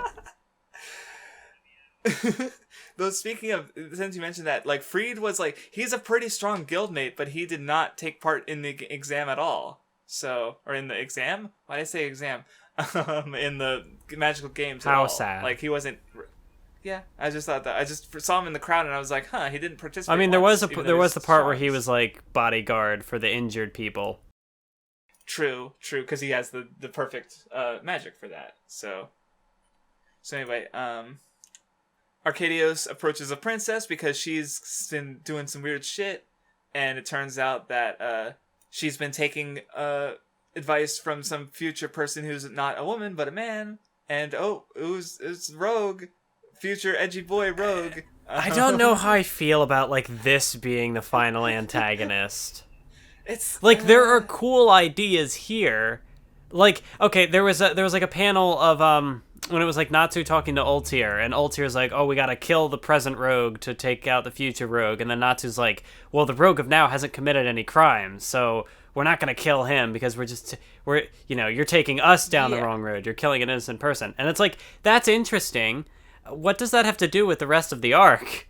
Like, what is that thematically? It's like a totally different idea. I mean, like, I guess you can, if you squint your eyes, you kind of like. I guess if you squint and you look really closely, like, because Rogue has this inner darkness, and so maybe that was fostered because of the shitty guild environment. So you got the nature versus nerd, but that's not really like I guess for me at least, there's not enough connecting those two ideas through Rogue like that. And really, maybe there is something there. Maybe it's just because I'm bad at understanding what nature versus nurture even means as a theme. So maybe there's a whole underlying message I'm not getting. Well, because like it's just kind of weird because it's like because Rogue during the fight against the dragons and stuff, he says like Sting is the light keeping him from falling into darkness, but future Rogue turned dark because Fro died, the cat. And he killed Sting himself. So Fro is the light that's keeping Rogue from the... I don't... What? That doesn't make sense to me. I'm sorry. So it's just... Because, like, which friend matters most to Rogue? Like, past Rogue thinks it's Sting. To future Rogue, it was obviously... what's it called? Fro. Fro, yeah. So I don't... Yeah, and then like, the whole... Like, again, like I mentioned before, Natsu's speech... Like, how does that tie into the whole tournament arc? Like, it feels like the themes of the tournament kind of like wrap up with the tournament, and then you have this whole like Dragon Festival, like Mashima just kind of staples it on. Yeah, it's like yes, climax, and so it's like there's like you said, there's ideas that are there. It's just all kind of comes in, and there's the emotional moment with future Lucy later, like because like her dying. Like, that didn't get me so much, but, like, later on was when it got to me, and I was like, oh no, Mashima, you can't just make me feel things like this. See, like, there aren't... See, that's why I almost feel like this could have just been a separate arc, with, like... Because I remember, like, what had really, like, made me feel, like... It just felt really weird was, like, they came home after the conflict, and they, like, had this trophy, and they held up this trophy, and I'm like... But it doesn't feel... like something like they just had a world-ending fight they fought to survive, and it's like, here's the trophy we won at the Great Magic Games. It feels like a tournament just ended. Like, I mean, I guess you could say the Zeref stuff more closely links to because that was like his magic and stuff, but like it's still kind of, it's just it's just really weirdly structured, I guess. Anyway, we're almost done. So yeah, future Rogue comes in, and he's like, I gotta kill future Lucy because she's fucking with time. Because she's gonna make the world ruled by Acnologia, and only I can stop it. But Natsu's like, we gotta choose our own future, and Lucy dies. Well, before that, actually. And it is not to get super emotional, of course, because he just saw Lucy die in front of him. Even if it wasn't his Lucy, it was still Lucy. So, like, he definitely, obviously cares about her. So, Yeah, and, like, that moment was interesting. I mean, like, obviously it's the death of a character who doesn't actually matter, really, because, like, it's a future. Right. Fucking savage way you put it, though. But no, it's true. But, like, I don't know, just, like, the way the death was portrayed and, like, the characters reacting in the moment, it was... I don't know, it's, like, not a way... The only other, like, parallel I could think of, which even wasn't even, like, quite the same, was, like, when Cell comes back and, like, kills Trunks, and it's, like, very just, like, sudden and, like, oh, no. Not many, like, portray it in that way. Like, I don't know. It's more of, like, a drama and, like, a no! Or it's, like, they see the death of the character after the aftermath. I don't know. See, and it's also weird, like, because also, like, comparing it to, like, an actual time travel thing, Steins Gate, where you have, like, characters, quote unquote, dying repeatedly, but like it's different because like this is a different Lucy. So for me, like the emotions aren't there. so to speak. Even though it's also our Lucy, but 1 year later. So I don't know. It just doesn't feel as meaningful, I guess, in that way. At least not in this moment, because like later, there's a good moment later. So I don't know. I'll just get to that moment eventually. But yeah, because it is like the future Lucy, so it is an expendable character, I guess. So anyway, they're still figuring out what the deal with all the eclipse is. They talk to the king, who's like, hey, all the guilds here, you'll be able to help us with the dragons, right? And also the Rave Master characters are there because, of course they are. They're gonna also fight dragons. They've had experience with fighting dragons, let's be real, though. But anyway, the door opens. Lucy realizes, oh, wait, fuck. There's a weird bit where, like, oh, Crux was looking up information. I only just got it a few minutes ago. Okay. But yeah, the door opens and dragons start coming out. Yeah, I mean, just this arc is so much. Like we go from the tournament to then we have like time travel shenanigans and dragons from 400 years. So we got to fight a bunch of dragons and this big door and time travel shenanigans. Yeah, no, like I understand why you're so frustrated. Like, it's probably making a little bit more sense. Like, I explained it, I guess succinctly enough, more or less, earlier, as you said. But definitely unfolding, it's just because like, oh no, and because he can't changes his plans too. So you're learning information that's suddenly no longer relevant, and it's like, and then it's like, but then it is, and is it, or it's like you said, it's a lot, and it doesn't. That's why I had even said, like, with like the themes, like we go from friendship and like and family, guilds, families, and all this competition and stuff too. Now you got this like the future and moving forward and choosing your own future, so to speak, like having that kind of freedom to do. They are kind of disconnected, but there's like again, there's maybe a line. Like, I don't know, it could have stood to be a bit more cohesive, if he was going to mix these arcs like this. Because, yeah, like, as it stands, the Dragon Festival is just stapled on to the end of the Grand Magic Games, and it does kind of put a damper on it. Because, like you said, it's your second favorite arc, but I feel like without the Dragon Festival, it would easily be first, right? Potentially, because that would change up the way things wrapped up a bit, but maybe. Yeah, of course. Because Daedalus was like an arc that even if it was small and like it didn't hit the same highs as the Grand Magic Games, it felt more like thematically cohesive, I guess, which is a rarity with me and Mashima arcs. Yeah, no, I gotcha. But yeah, like the way you described it, like it's stapled on, but it's also like when you try to like line up the pages, but the extra one is a little ways off. It's not quite fit in there perfectly. That's the Dragon Festival. It's perfect. I love it. Wait, so the dragons are coming out, and we do find out that the Sting and Rogue they were bragging about we killed our dragons, but also like the dragons were dying anyway, and it was to get them to bathe in dragon blood. Or something, and so like, or as Rogue put it, it was an assisted suicide, and because that's the thing, is like they're dragon slayers, but like Natsu is the only one who's actually able to kind of do something against a dragon, and it's only because he has like the specific, like he's a fire dragon slayer fighting a fire dragon. Yeah, like everyone else is kind of like everyone else, like it's like, and whereas earlier like they were bragging about how they killed their dragons, and it's like they're so full of shit because like. We were just being edgy. We didn't really mean it. Like, because that's kind of what it is. It's like they're bragging, and then when they're actually put in the situation, it's like, oh no, you aren't shit. Though I guess also thinking about it, like everyone is like wounded, especially like looking at the bandages, like Laxus, Gajeel, and Rogue. Like Laxus just fought like reportedly the one of the strongest mages on the continent. Gajeel got pretty fucked up with the Dragon Force and stuff. Rogue got fucked up by Gajeel using the Dragon Force, so it's like they are a bit weakened. I stumbled on a page. So it's like introducing new characters is one thing, But Cobra,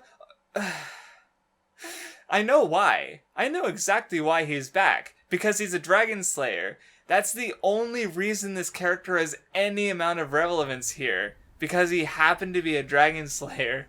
And this isn't the only time he's gonna show up again for being a dragon slayer. I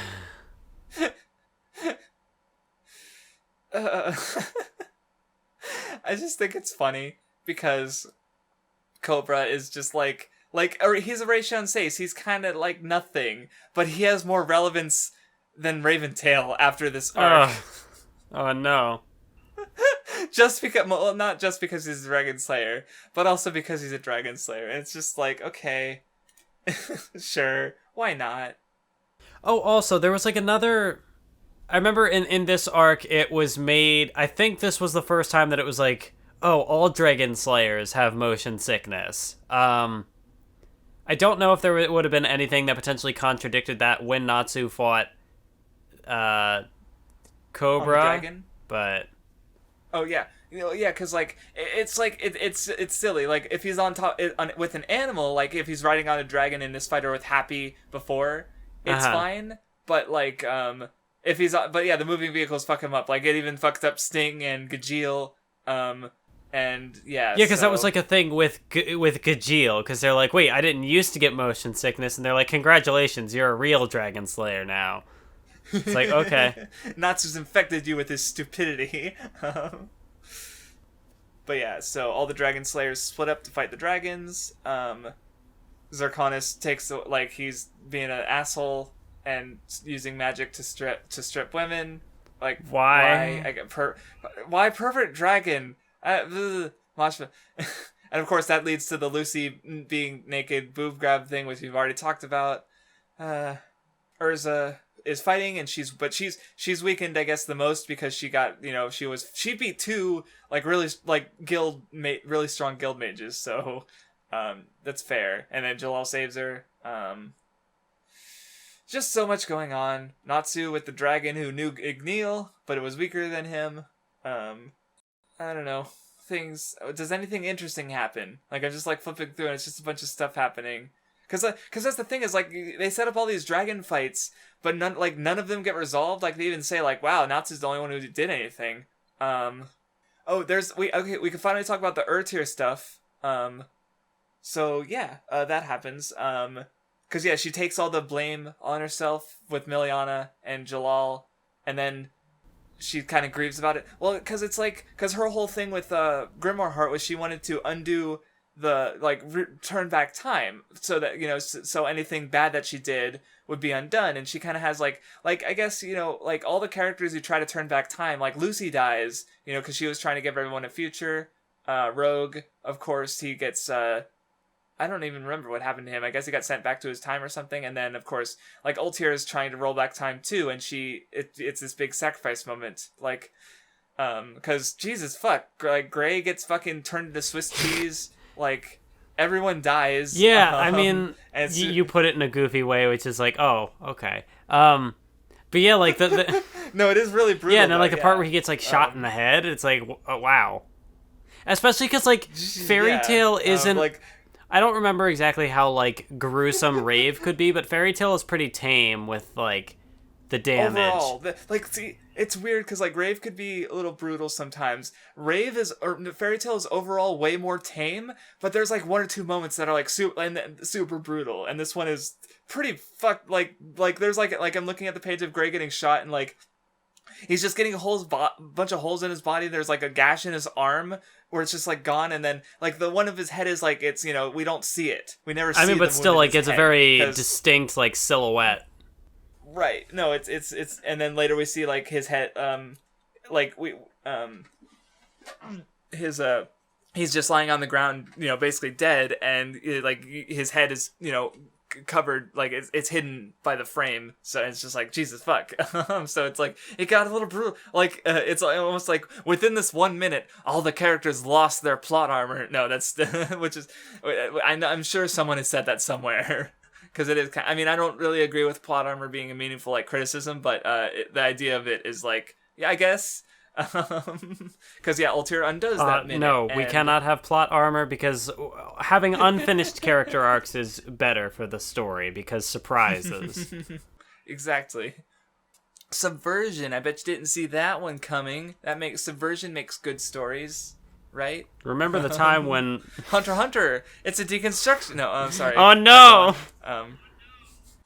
We're gonna get there in a few months. Anyway, I was gonna say, remember the time when Luffy wanted to be Pirate King and then he got killed in the second chapter? What a surprise that was. Subversion. One Piece is the deconstruction. Anyway, moving on. So the Ulterior moving back time is able to give everyone future visions. So I don't know. Maybe trying to give the future isn't totally bad. I don't know. There's still relatively little time spent on all this, so I didn't have time to think about it as much compared to the other stuff. And you gave me a hint with the nature versus nurture thing, so... but yeah, everyone, through the time shit, everyone's able to like, hey, we not die, and then they not die, and then there fight. was like a moment where she did her magic, and she's like, okay, I've turned back time and saved everyone. It's like, it was only a minute, my entire life for a minute, and then she passes out. It's like, oh, the tragedy. Pretty brutal, yeah. Though, of course, she does come back. She's got a little bit more than a minute remaining, but she's the old lady. So anyway, Lucy comes up with a plan to just... See, it's like, here's, I guess, like, the closest thing to Lucy's, like, redeeming moment for the arc. She comes up with the idea to destroy the door, but, like, she doesn't do anything. Like, nothing happens. Natsu just, like, incidentally breaks the door in the final bout with Rogue. Like, so it's like, okay, sorry. And Natsu's, he's the themes, like, I'm giving today all I got, does the future, just work for today, and okay, YOLO, and then, I don't know, and then, the door breaks, and here we get the good moment, because everyone goes back to their original time, not everyone, but, like, I guess everyone, the dragons, I think Rogue, or is that what happened with him? But then you get the emotional moment, because you see future Lucy, and then her soul gets to go back to her time with all of her dead that was your emotional moment. Okay.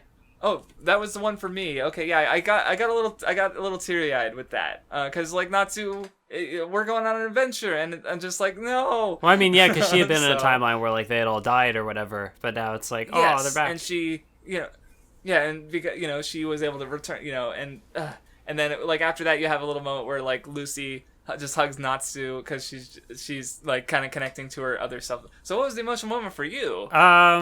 Later. Okay. So that was the one that got me. So I thought they were the same. Weird. Like no, not this time. Fine. This time your prediction was wrong. Not this time. So anyway, so we got I don't know, the Cooldown chapter I liked because it's like it's neat seeing all of the characters in their like they're all dressed up, like obviously the girls wear sexy dresses all the time, but it's like it's weird seeing like Gajeel in like a suit or and he's got like his hair tied back, which like he's had his hair in weird get-ups before, but not like that kind of. Yeah, so it's just neat seeing all of the dudes just in more formal wear. Also, like this big like 2-page spread of like the inside of this castle thing. It's like there's a lot of I don't know. It detail for a manga page, which is like flat and can't really convey depth. It does a good job at conveying depth. Dude, yeah, like I never actually like looked at this page, but like going over it again, like there's a lot of detail, and it looks like it's this huge fucking room. Like you're right. You're right. It is good at conveying like the size and scale of this place. So yeah, I just realized Gray's naked. Like I'm just looking at the biggest. Oh yeah, Gray's just like there with Kana, and it's just like nope, no clothes. Well, not naked, but nearly. As he'd be, and then he's got clothes again later. That's what threw me off, I think. So I guess someone forced it back onto him. Yeah, Gray's got to have like some sort of speed run as far as like changing in and out of clothes. He's the ultimate. Well, like earlier when they did the barrel writing thing, and like he's literally got clothes one panel, and then like he falls and he's like naked. So it's like where'd the clothes? And then someone's like, where'd the clothes go? Like so he's just like it just happens in the instance. He's just like boom, I got clothes, and now I don't. So anyway, yeah, just a bunch of goofy shenanigans, and The one that I always thought was weird though was Natsu, like with the crown and stuff, where it's just like, because like again, I guess I had this kind of, especially back in the tirade I talked about it, where it's like fairy tale is the authority, because like they just kind of are allowed to get away with anything they do, and this is Natsu like stamping on the. I thought that was a little weird. Because even he stole the crown, he still has it. He just took it. Like, what the fuck, dude? It's kind of, I don't know. Not sure how I feel. It's weird. It's weird. I don't know. Did it bother you any or not? I guess not. Although, like, a thing that got me, the pumpkin announcer man, like, I thought there was going to be a reveal with him, and I think there, like, kind of was, like, a jokey, but, like, there wasn't, I don't know. Like, there was something early on where Mashima called weird attention to him, and I was like, is he, like, the villain or something? What is this setup? You're right, because there was I don't know which time you were mentioning specifically, but there was also, during the power level test thing, he's like, oh, I might have to rethink things, or something. Like, it's like, maybe it was about the tournament, or... And he was absent for one day as the announcer, and, like, that was called attention to, and it's like, what is... I wonder if maybe originally he was supposed to be like the time traveler guy, and then Mashima changed his mind. So I didn't think about that, because that's another one of those things where it's like, yeah, this should be important, because he did, like, that's at least 2 moments, but no, it's just like he's just pumpkin mascot guy. So yep. So anyway, finishing up, Mest released or undid the memories of everyone, so to protect for the good. Oh, Ultir gave the letter from herself to Jellal and them, and oh, that's right. There was a moment in the castle where there was just like a joke. When everyone was like competing to try to get what's her name to join their guild, and then there's like a shot of the fairy tale characters, and one of them, I don't even remember, is it her name? Jesus. The dead one who came back from Edalis. Lisana, yeah. I think it's her, where she's like, how would we differentiate between our characters if she joined the guild? Because, and, like, there is a degree to which, I hadn't really mentioned it, but, like, some of Mashima's, like, maybe just characters in general, but I've noticed between, like, Lucy and, like, Mira Jane and Lisana and, like, this other character, there's a degree to which, like, they have kind of same face. And, like, when they do their hairs, like, when they put up their hair in different styles, sometimes it's hard to tell which character it is. Because, like, I remember this distinct hairstyle, and that's how I know the character. I don't know, sometimes you can tell, and sometimes I have trouble, like, distinguishing between them. Just because, like, see, maybe I don't know. I feel like I have not had that issue, but maybe it's because I've read the series more, or I don't know.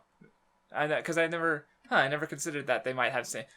Maybe, like, looking at this one panel of Yukino, I can kind of see it, but I have to, like, because the thing with, like, anime characters, like, we haven't had a chance to talk about same face, I don't think, but it's like, because people, like, Kaon, does Kaon have same face? No, because, like, the faces are simplified, like, they have very simple noses and mouths, but what's left is the eyes, and if you look at all the Kaon characters' eyes, the eyes are visibly different, like, and that's also true of Love Live, which also gets the same face criticism for when it's not true. Look at the fucking eyes. Mm-hmm. So, like, that's, like, for anime characters, that's the big distinguisher.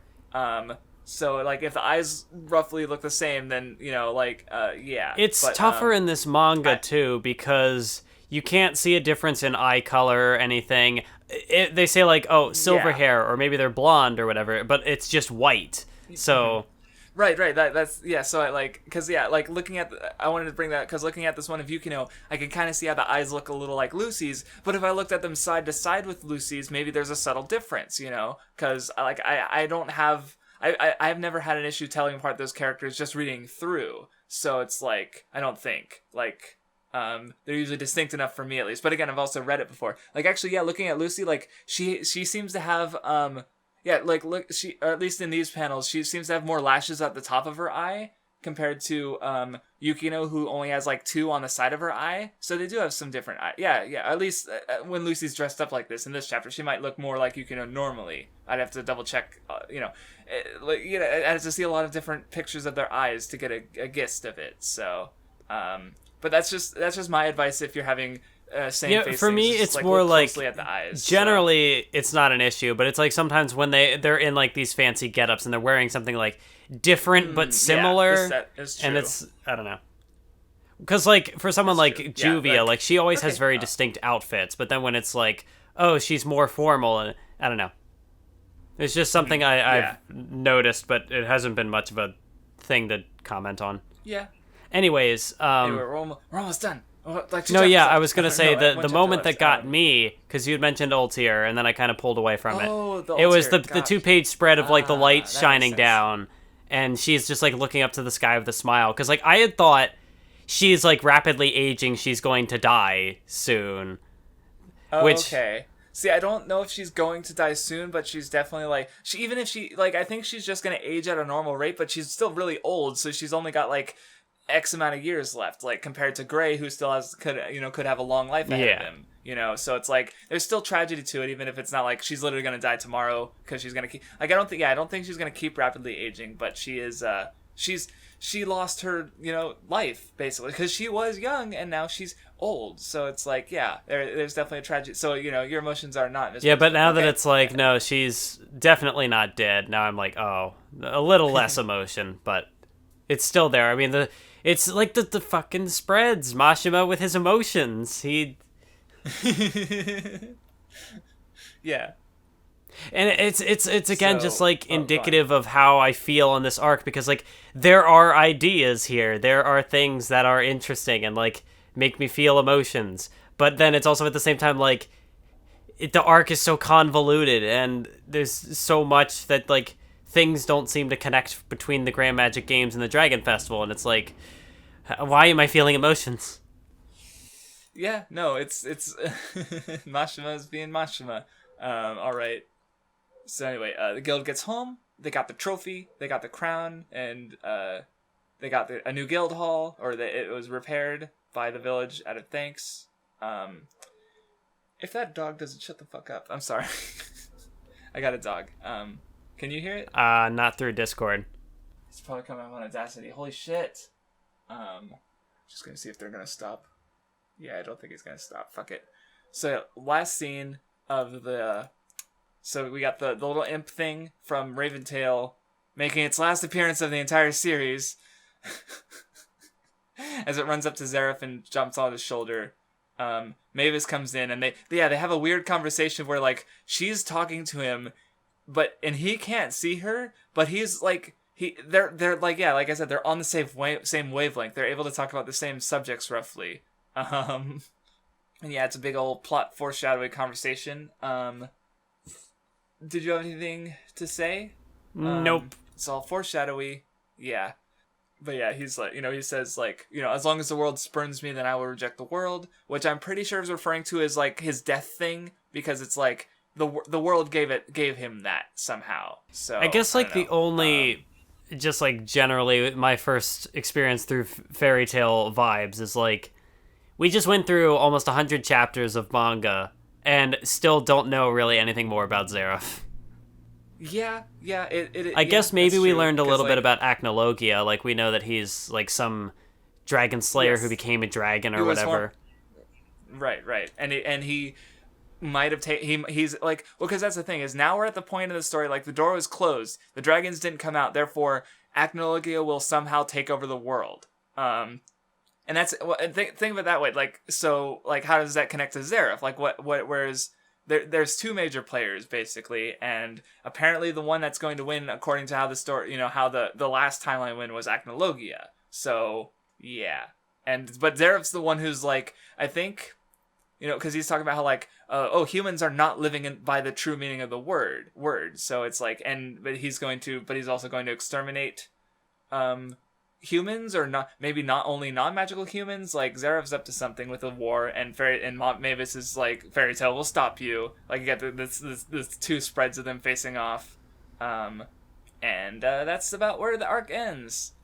Well, that was, I feel like we're done. Holy shit! No more fairy tale. Thanks for joining us next time, Yu Yu Hakusho. No, we're not that done, Mathwiz. I'm sorry. So yeah, the Grand Magic Games, I think we've made our feelings on it clear enough. Like, it's it's got some really tiring dumb shit, but I don't know if it's even the dumbest stuff so far, but maybe it feels more extreme because it's also, there's good shit this arc too. Like, I might put, this, like, yeah, I think I'm gonna say the Grand Magic Games is my favorite Fairy Tail arc so far. Like, Adolis and Tenro Island are all, like, what the fuck? Fairy Tail, that's so bizarre. Like, maybe it's, again, because I'm familiar with the bad, so it bothers me less, but it's like, because everyone's like everyone has their drop point in Fairy Tail. Like, for some people didn't dislike it until the final arc. Like, and for me it was the Rochion Seis. Like, for Pablo on my server, he was like, Grant, the Dragon Festival broke me. And that sounds familiar to you too. So, but it's like, at the same time, like, the last 3 arcs have also been like some of my 3 favorites. So I'm like, what the fuck is going on? No, it's like I said, like, this is the arc that broke me, and it's also my second favorite arc in the series. Which is just like Fairy Tail in a nutshell. It's like, we better be careful, or else, like, we'll start emitting death waves and murdering people. No. Alright, what are we reading next time? Jesus Christ, that was over 3 hours, Mathwiz. Yeah, it was a long arc. It was. So next time we are reading chapters 341 to 417. It's technically 2 arcs, but it's like, see, yeah. Here's the thing, because I know we had missed a week, and so we're like a week late, and so on one hand I'm like, well, we could do another reading back to back, but I'm also like, I don't want to read Fairy Tail back to back weeks.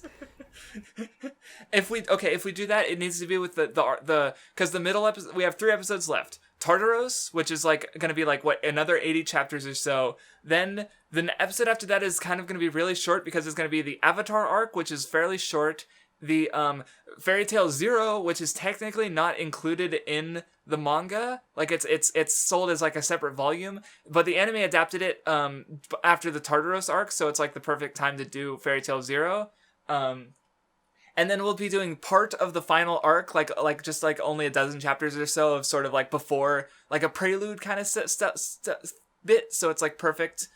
It's like because the last stretch chapters, Alvarez is going to be like almost 100 chapters, like 9, so it's going to be the longest stretch. So it's like we have two more big stretches of chapters and one like really fairly small one. So if we do 2 weeks in a row, it would have to be the Fairy Tail Zero week.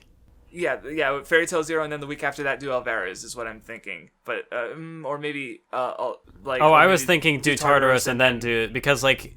Yeah, because that's a shorter stretch. Yeah, Tartaros is slightly shorter. So then we'd have like a week, our normal week off between. Like, on Fairy one Tail hand, Zero I don't want to do it, final but on the arc. other hand, I just want to be done with Fairy Tail. It's like, it's weird because to be done with Fairy Tail, we need to bite the bullet because we're almost to Yu Yu Hakusho, and we're like 3 exciting, actually. We're Away almost from to Yu Yu Hakusho. Togashi Heaven. It's so close. Yeah, that's a month and a half unless we shorten it, which could be just 5 weeks. Well, 7 weeks until we actually do it, or 7 to 8 weeks until we actually have the discussion. So that's still a couple months away, but we're getting there. We're getting there. Yeah, I think we're barely going to start Hunter x Hunter this year either way, because because Yu Yu Hakusho, it sounds like we're going to start it in October. It's going to take about like 2 months to finish, so we'll probably finish about like early December. And then we'll do Hunter x Hunter, like, might be the last episode of the year, but we'll do Hunter x Hunter exams, so. Getting there. We're almost to heaven, Mathwiz. We're almost to heaven. So yeah, thank you for, we've had enough of a send out, so yeah, thank you for watching, and we will see you next time.